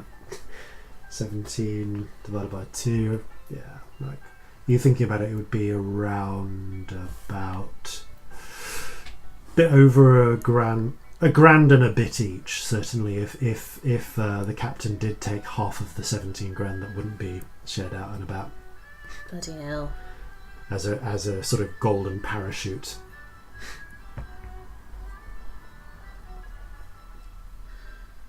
The guy looks down to you, Corzin. Well, I have been considerate. There will be a space for promotion if I take control of the ship. What were you thinking? How about we can always talk later, once things have settled down a bit. He gives you a wink. I don't like that it makes us a target. But I As can soon get as it. we leave here, they're going to have to find us on the high seas. That's true. I mean, But I'm she's getting been too pretty... old for this shit. She's been pretty quiet about it. That bloke only knew because somebody was paying the ransom. Not to say anyone else does. Well, someone... I mean, someone must. Someone But said no one that. where we're going, necessarily. I turned to her for a moment and say, so was your plan originally just to wait here until somebody paid you off? No, I had what I thought was a trustworthy contact here that would arrange to pay the money. I would then arrange for the money to be paid to them and then see safe passage back to Ossyria. Your contact wouldn't happen to go by the name of Merrick Tenpenny, would he? She looks to Captain Arnold. I don't know about that. I was told to put myself into I was told to make contact with some sort of bookmaker. Ah, yep. A word to the wise, then. If ever anyone else recommends the bookmaker to you, just remember that they have a price for everything, especially including information. Just by being in contact with him, you didn't guarantee that he wasn't going to divulge what he knew to anyone else for the right price. And obviously, your cousin paid the right price. Obviously, his word isn't as watertight as he thinks it is as well. Yeah, well, I think that's all quite apparent now. Still, Captain Brandy, 20,000 marks, gold marks, upon my delivery to my cousin, Grafina Stavrovich. That is my offer, and I do hope you take it, because I don't particularly want to be left here to die. Ah, saints, damn it! Well, you're going back into the brig. That's the good news for you. As for the rest of us, suppose we shall be plotting a course around the headland of Meadmere.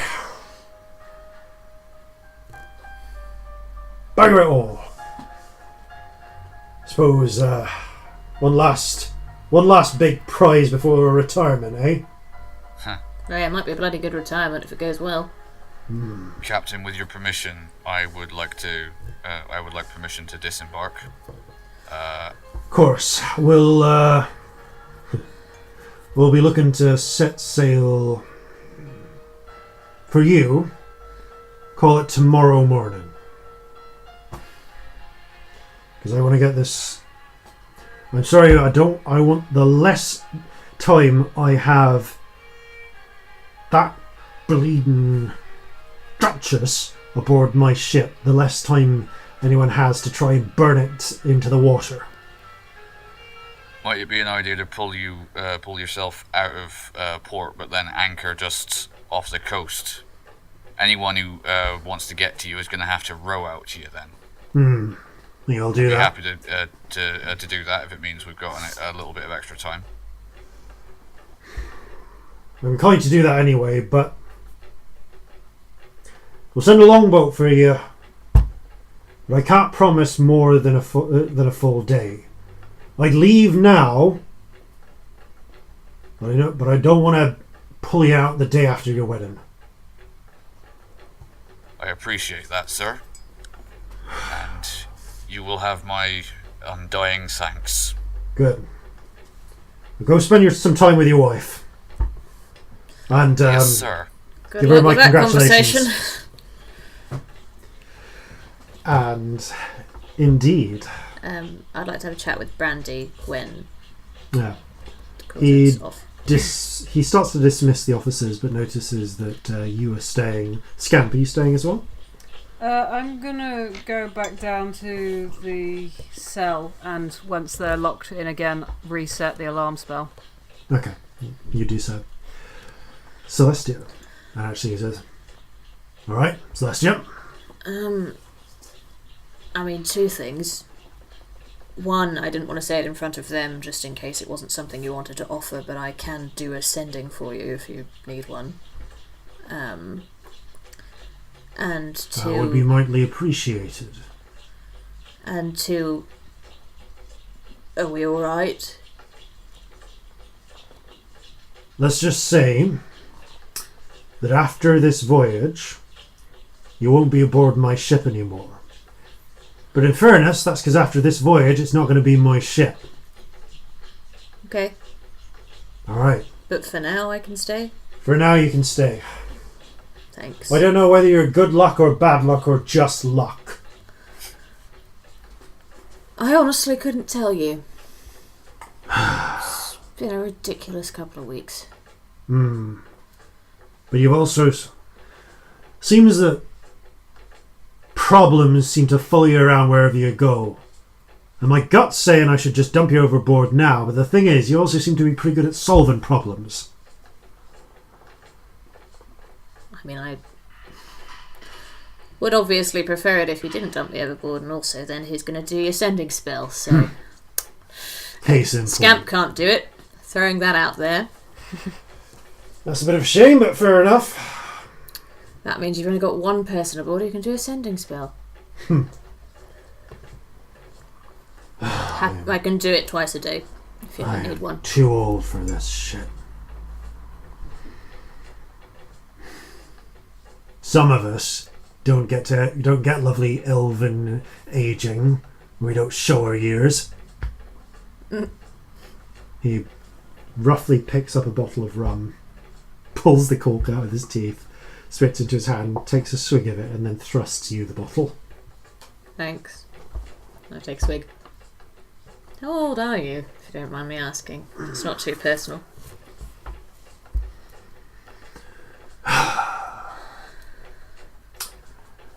Well, it's a bit of a personal question, but that's fine. I don't really mind. You see. It's first flurries now, right? Well then, Yeah. as of last full bows, 58. Corzin's older than you. Bastard. That's so weird.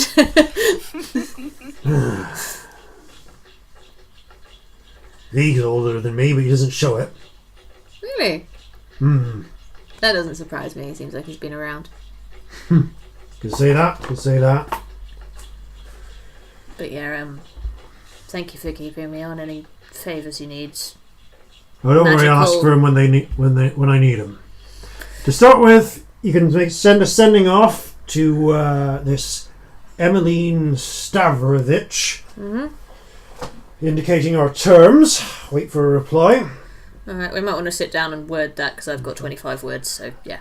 And I'm going to I say, imagine we do. You do. Yeah. And you do get a response after a short reply confirming assent, if somewhat reluctantly. Okay, I relay this, obviously. Good. Well then, you have the run of the ship. Don't need to confine you in the brig. Thanks. No, might want to avoid going out into the streets right now. Yep, gonna stay here. So, this being the case, Celestia, you, I imagine, end up spending the rest of the day on the ship. Oh yeah, I don't go. Yeah. To gloss over things a bit, Boris is thoroughly interrogated by Vig. Oh, can I help? Because I can read thoughts. You do. Vig's. Okay. This is a scene I wasn't sure we were going to have. So. Oh, we don't have to. We can just say no. that. Just very quickly, then, cutting into this, as you step into the, you can see that Vig has gone down into the storerooms for this interrogation. The same place where, Corzin, had you been here at this moment, you would recall a certain altercation with one Stringer Smith long ago. Ah, yes. And as you enter, you just hear Vig looks up, and you can see his fists are covered in blood. Ah, come to help, have you? Yeah, I can read a mind for you if you like. Do that once more today. Oh, good. He's starting to have a bit of trouble talking. That's so brutal. Celestia actually doesn't step very far forward during this. She kind of stays again, like just back. So, pulls him up. You're going to tell me some very interesting things about who hired you, where you come from, and why I shouldn't. Why, when I'm done with you, I shouldn't stuff you in one of these barrels and float you out to sea. To gloss over the gory details of the following interrogation, you discover that his name is Andre rather than Boris. He appears to be a local, thug. He's searching into his mind a bit, and it's just because it happens to be on his mind at the time. You know that he's killed like 7 people before. He's less of a professional assassin and more someone people hire to do violence. it seems that he got a commission. He got a commission through from an agent of his, from an agent about would have been a couple of days. Yeah, just about the previous day. Actually, the previous night, shortly before the whole business with Olga broke out. And who you vaguely recognise from a brief flash of image in the memories that you're kind of the thoughts that you're working through. I imagine I have a good look. Was one of Merrick's henchmen. You have no way of knowing this, but that was the one that got hugged to death by a flaming alder. Oh dear. And was paid off a certain amount of cash. Actually, a cool 100 gold. He offers to tell you where the cash is. Actually, I haven't rolled a... No, he failed to save anyway. But he offers to tell you where the cash is, but of course you can just rip that information straight from his mind. And you do. It's buried in a barrel, and it's hidden in a barrel in the docks. You know where the barrel is. Yeah, I tell Vig all of this kind of mechanically. Like, oh, I'm very grateful for your assistance, but seems we don't necessarily need your help to know where your payment is hidden. I don't suppose you've got any other collateral. You can feel him desperately racking his brains, but this guy seems to spend a lot of his money as soon as he gets it. He's got nothing. I was afraid for you that might be the case. Night. Whack! Just cold clocks him with a actually no, just a straight up temple punch. And he goes out like a light. Oh, felt that. Wish you'd told me before. I would have got out of his head when you'd done that, darling. Oh, sorry about that. Pass me that cloth, would you? Yeah, there you go. He starts wiping the blood from his knuckles. Sorry, always brings back the old days. You do a lot of this then, do you? Used to, once upon a time. When? Sure, why not? Used to work for my father. One of his 3 V's, they called us. Vig, vengeance, and violence. You got the short straw on the naming there, didn't you? Well, Vig's actually my name. Vengeance was also his name. He was a young, angry tiefling I used to know. But Violence was the worst. Her name was Violet, a human girl. She'd be ancient by now. But no, the old captain used to have a way of picking his crew. Treated all of us like his family. His own twisted way, but... Were you pirates? Oh, yes. The crew of the... Well... They used to call him Bloodbeard was the nickname. Captain Bloodbeard Brandy. Also Brandy. I'd appreciate if you don't start spreading this around the crew. Yes, my father. I won't. My father. What? I've been looking after my young brother since he was born. You are kidding me. Out of character, can I see any resemblance, like at all? Make an insight check. 13. It's a little bit. It's occluded by the racial difference because Brandy's half orc, Vig is half elf, and there's just a little something in the eyes and the lips. I know. I can maybe see it. Good. Bloody hell! I would not have pegged that. Maybe one day I'll tell you the whole story. I'd be interested. But Perhaps in better circumstances with more alcohol. I've got booze. Tempting, but I have to dispose of a body. You can see he's still breathing. The unconscious man. As Vig starts picking him up and moving over to one of the empty barrels, which he pulls open. You don't have to be around for this bit. Yeah, I think I'm good. You go get some rest. Thank you for the help. You're alright. And you see him begin to shove this unconscious man into a barrel. And as you leave, you hear the sound of hammering. Bloody hell. This guy is a gangster. He is so a gangster. Yeah. Yeah, he's interrogated a lot of people. So yes. Yeah. So, Corzin. Yep. You return home.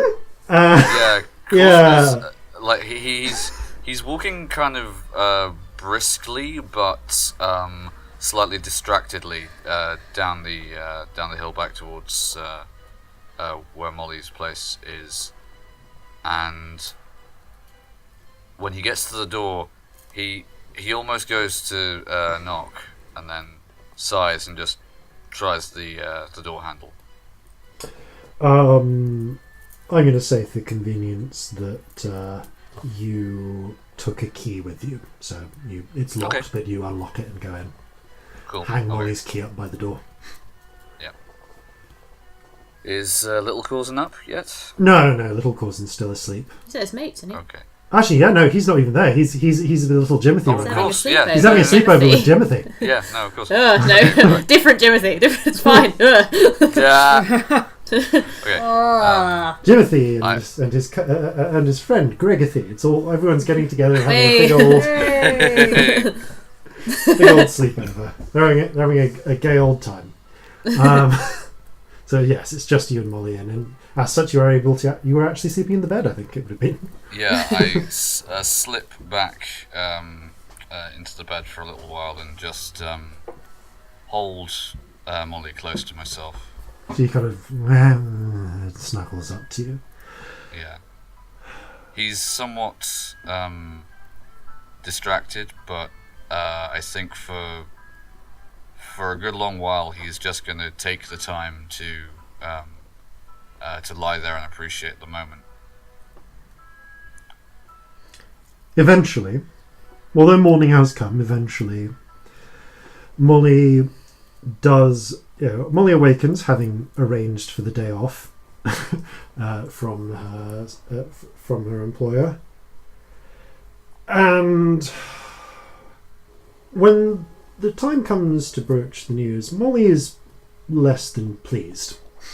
Yeah, Corzin is going to take the time to take out his purse and count out onto the table there all of the gold he has on him, which currently is 517 gold pieces. He would he have any idea how much Molly makes on a regular basis doing the job she does? Yes, you would. And one moment, let me just check my own notes because I have an answer for that. A rare occasion where I go to the electronic notes.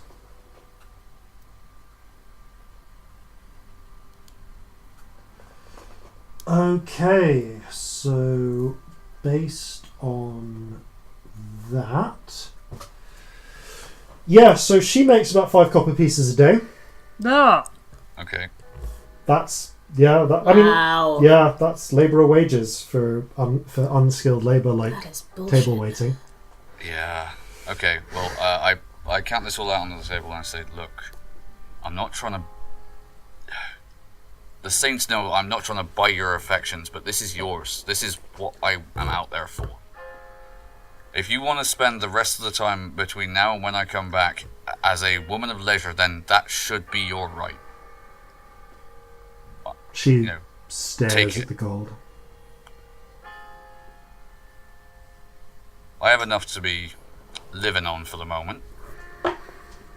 And to be honest, I think it's probably better in your hands anyway.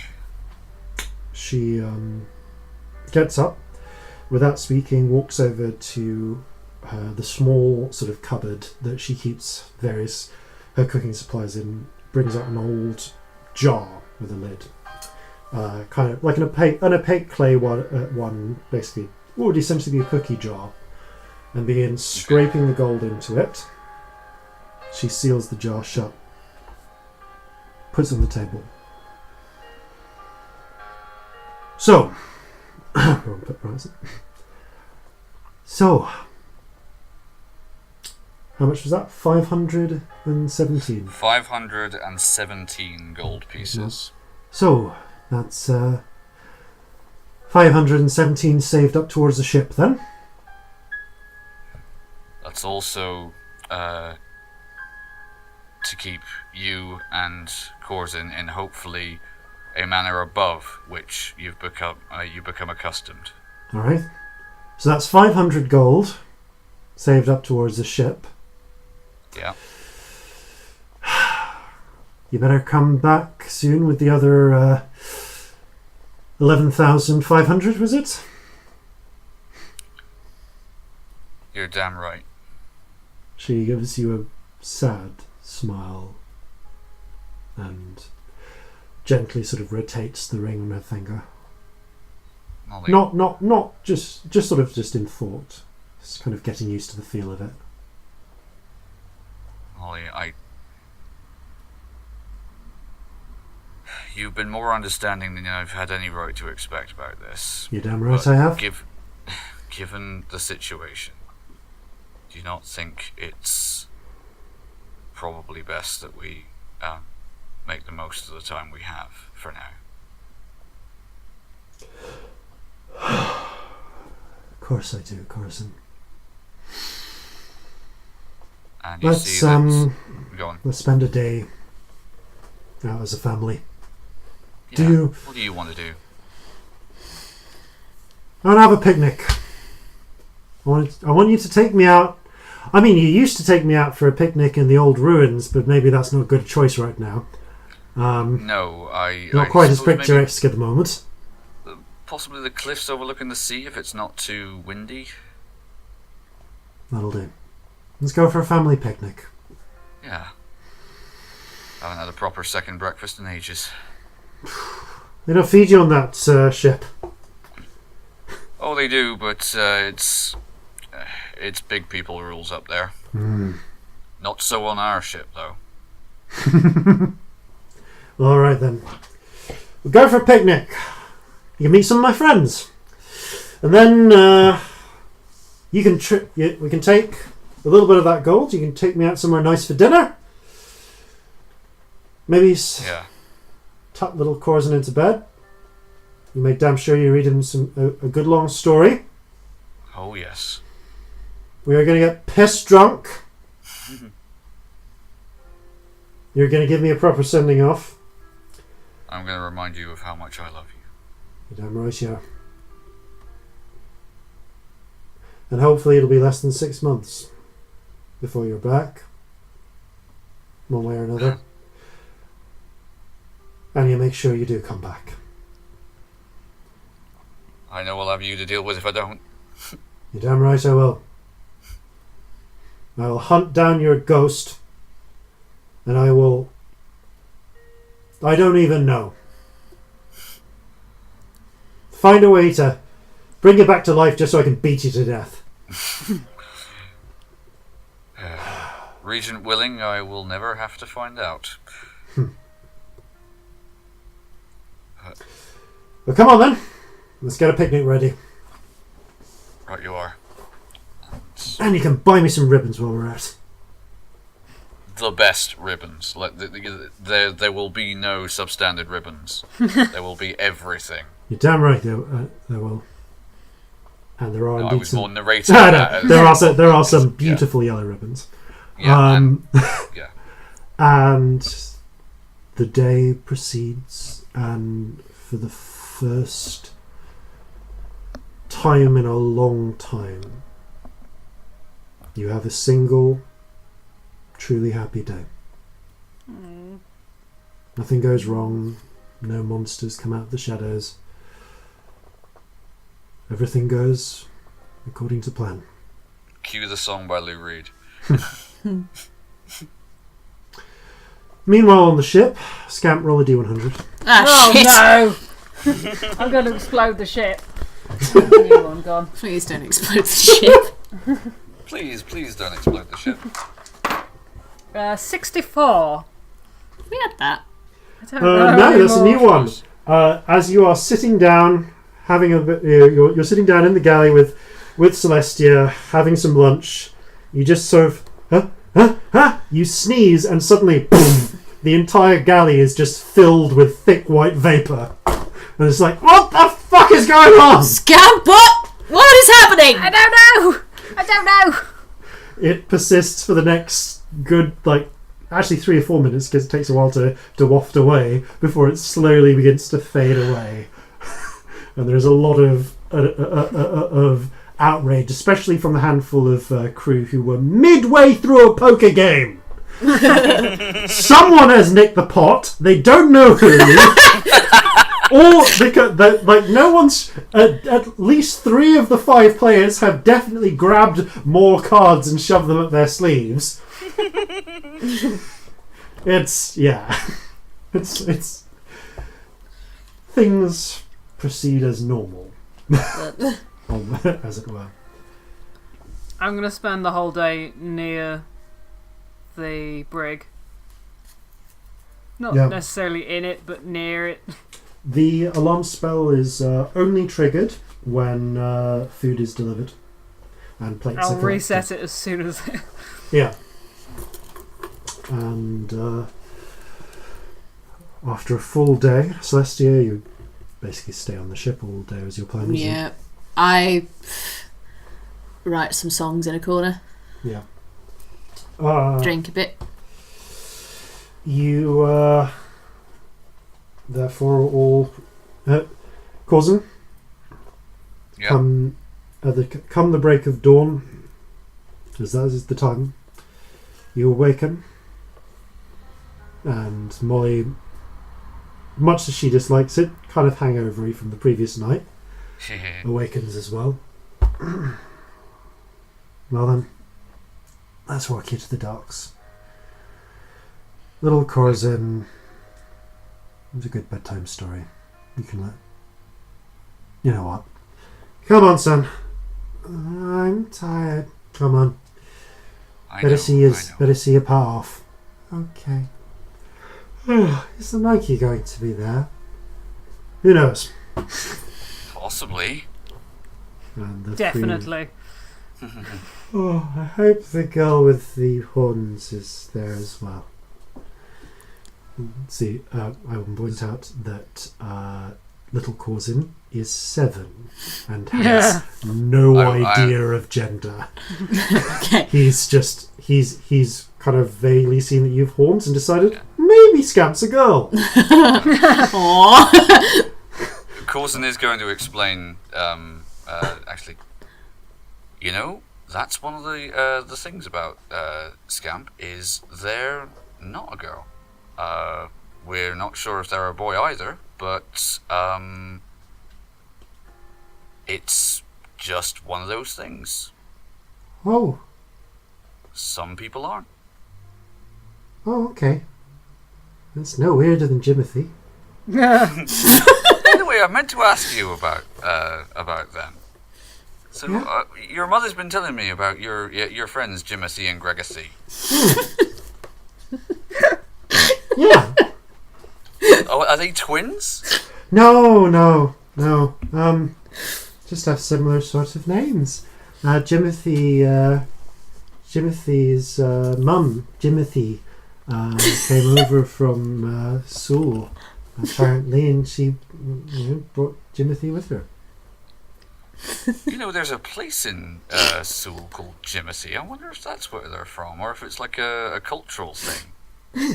Maybe. Oh, I'm sleepy. I hug him, and I say,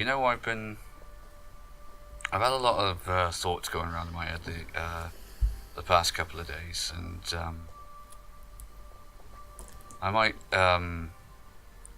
get Celestia to help me work on a melody for this, but I was thinking it's about time that somebody dedicated a proper seafaring shanty to this place, and to you, all of you. Well, that'll be a nice thing to hear. You can do your best to sing it when you get back. I think I might just do that. And the three of you walk off to the docks. You hung Molly and little Corzin tightly, and then step off the jetty into the longboat, which does have a slightly tired-looking seaman salts at the helm, and the longboat rows back out to the Chai's Regret, which is indeed moored offshore. The longboat. And indeed, yes, Scamp, and if you wish, Celestia. Oh, can I get away with it? You can be hooded if you want. Yeah, fuck it. Yeah, And I've brought the monkey. It's dark and Jimmy. Not Jimothy. Jeffrey. Wrong did not name the monkey Jimothy. Jeffrey looks a little scared of little Corzin, who holds his arms out. Monkey. Can I try and do an animal handling check in order to try and assist? Yeah, go for it. Little Corzin. Okay, it's not my best skill, strangely enough, for a ranger, but. Oh dear, nope, that's a 4. Yeah, no, Jeffrey stays solidly on the boat. Maybe next time if you have some peanuts or something? You hear a voice in the back of your head, Scamp. I think he's a little worried that the young one's going to start tugging on his tail again. Yeah, maybe don't touch his tail so much. But it's so fluffy. It's super fluffy, isn't it? Well, says Molly, I suppose I look forward to seeing all three of you again. Yeah, nice to meet you. And you and... Hey, little Corzin. And you too. He's never seen Scamp. me. Right. Yeah. Oh. See, this is my friend, Celestia, that I was telling you Celestia about. Stardust, nice to meet you. I hold up my hand. I imagine it's massive compared to his. He shakes it with his tiny hand. Tiny hand. He's like, you're pretty. Oh, thank Shiny. you. It's very cute. I pick little Corzin up and just give him a big hug. His legs are way off the ground. And then I put him back down and say, "Now, you keep all of that hat for me, and hopefully by the time I get back, it'll fit you a little bit better." I hope you get back before then. God, me too. So, having made your farewells and see 2 last hugs from Molly and Corzin Jr., you get onto the longboat. I'm going to do a little finger puppet show over the side of the boat. So little Corzin doesn't get sad. Not Atasha's hideous laughter one, just like a normal one. He waves frantically as you leave. Bye, Pa. Bye, shiny lady. Bye, Scamp. Yeah. Corzin will be standing up in the longboat, sort of waving, sadly. You make your way back to the Chai's Regret. As you are sort of bobbing up and down in the water, you hear Corzin just sort of start humming the lines of a tune. This old town has been my home since last I went a sailing, but I'll not stay another day, I'd sooner go a whaling. Oh lords above, send down a dove with wings as sharp as razors to cut the throats of them there blokes what sells bad beer to sailors. I don't have any other verses yet, but That's not maybe bad, it's something you Corzin. can help me on. Yeah, we can definitely spend some time with some rum and instruments sorting that out. I think it's only fitting. You Not alright? much of a lullaby, though, is it? Or not really a kid-friendly song. Nah. It's more for everyone. But yeah, and you see he's visibly choked up. I fling an arm round him. He looks back out at the shore and doesn't break eye contact with the spot where Molly and little Corzin are. And you hold that until the time comes to get to for the longboat to be raised up. You board onto the Charlie's Regret and make sail, leaving Warwick's Watch on the 9th of First Flurries, and beginning the long journey around the headlands of Meadmere. The journey carries on for several days as you make your way on essentially without incident for the most part. But about 4 days about 4 days into the journey, on the 13th of First Flurries, you as you're working on board, you hear a call come up from the crow's nest. Sail sight ahead! Okay. Obviously, can go to the deck. Yeah. Yeah. Does anyone have a spyglass? Brandy does, and after taking a peer through it, she sees you, notices you, and passes it down to you. Kind of frowning. I look through it. What does it look like? Looking through, you can see what appears to be a pair of. You can see a pair of sails just on the horizon. Mm-hmm.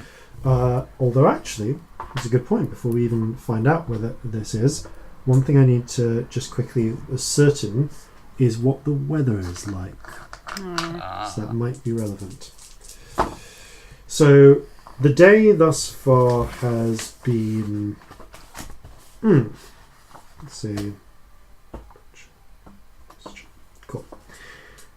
So the day thus far has actually been. Oh no. It's actually. It is the worst day. Oh shit.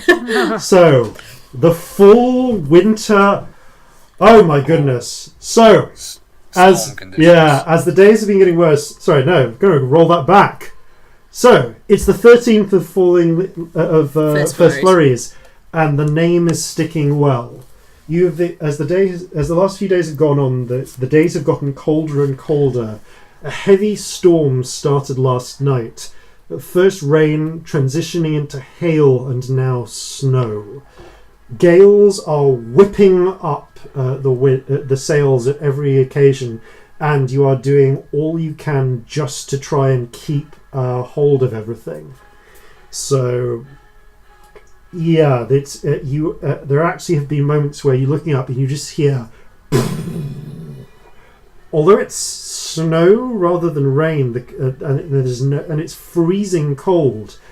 Celestia, I mean, you've never seen anything like this before. I'm horrified, I imagine. Scamp, you've probably never seen anything like this before, and Corzin, roll me a d20 actually, just for life experience. Straight d20? Yeah, straight d20. 17. You have seen this once before. Is there a fucking tornado or something? Like, what is happening? This is snowstorm lightning. Fucking hell! In the midst of these, as you're getting in these northern climes, you're now at the northmost point of Meadmere, civilization has been left behind, and you're having to stick close to the shoreline to avoid just to keep your bearings, because the snow is visibility is horrendous. You can see at most 2 miles in every direction from the crow's nest. Normally, on a clear day, you'd be seeing 8. That's where the horizon is from the perspective of a crow's nest viewer. So, when in the midst, as everyone has their, those of you who have winter clothes, I will say for the purposes of this that you do, you're wrapped at warm, and it's kind of already a lot of hands on deck trying to just keep the ship steady. I vomit over the side. Celestia, you don't. Do I not? For the first time. Am I not seasick anymore? You realise this, you should be throwing your guts up, and you're not. I'm very excited by this and run about like a nutter for most of my duty. As you're sort of giggling, it's like doing your duty in the blistering cold and the ridiculous heavy snowstorm, lightning cracking in the flurries above.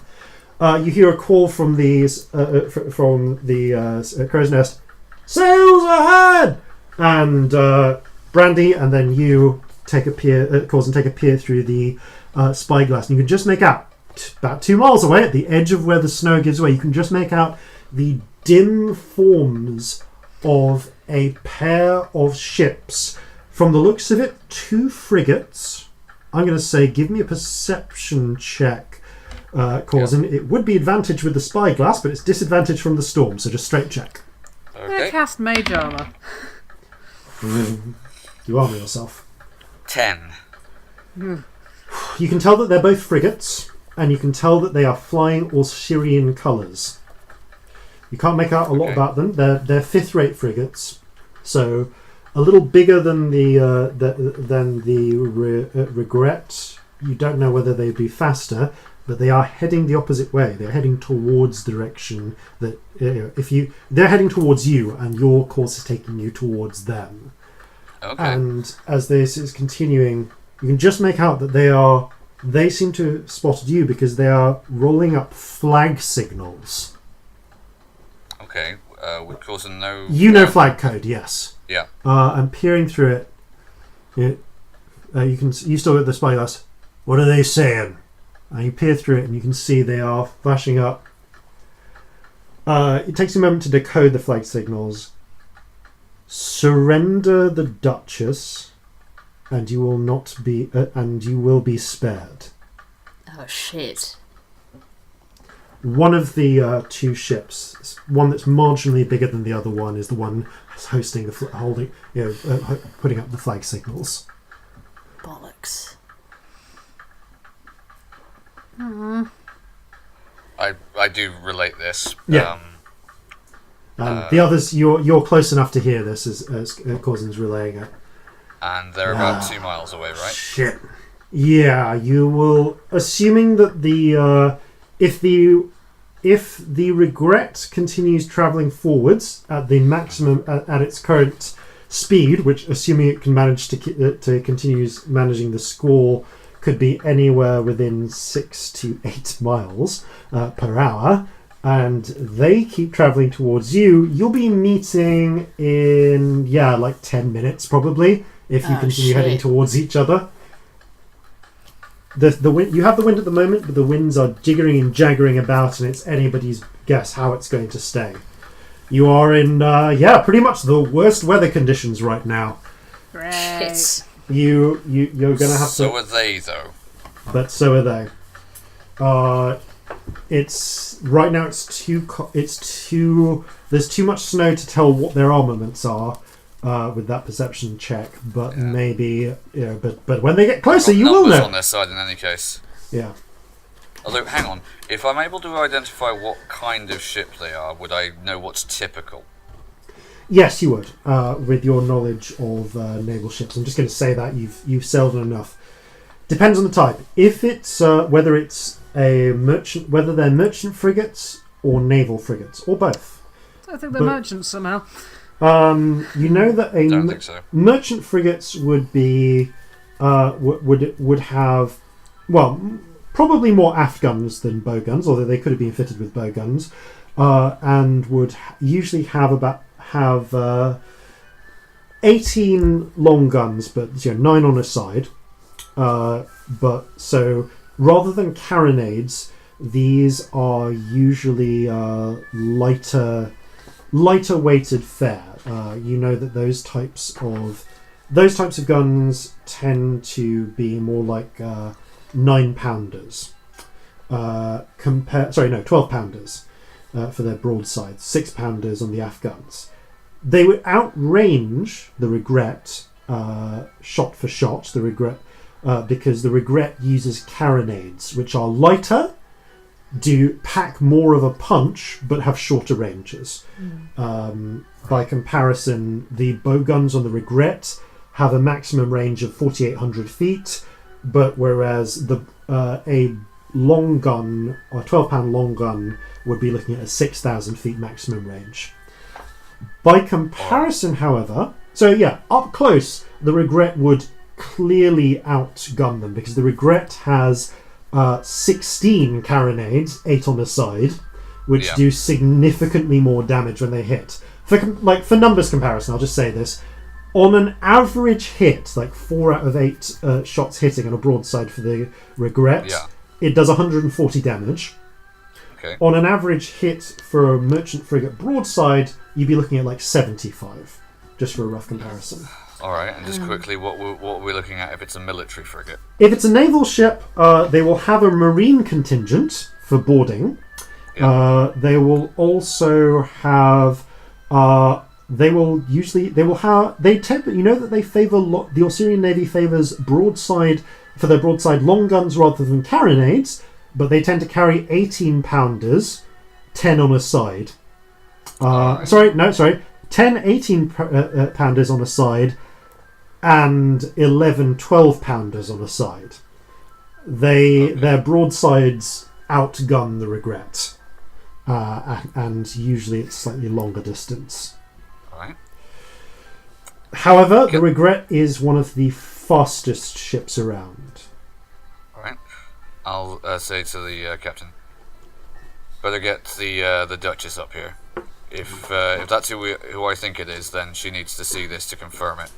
Yeah, and very quickly, and by this point, Brandy's already given the order, and V sends someone to drag them up, and Apple Blossom and Salt both drag up the Duchess, and actually escorted by other armed members of the crew, as you see crewmen, having spotted what's happening, are starting to arm themselves, bring up the very hastily tied, hands-tied Orcish prisoners.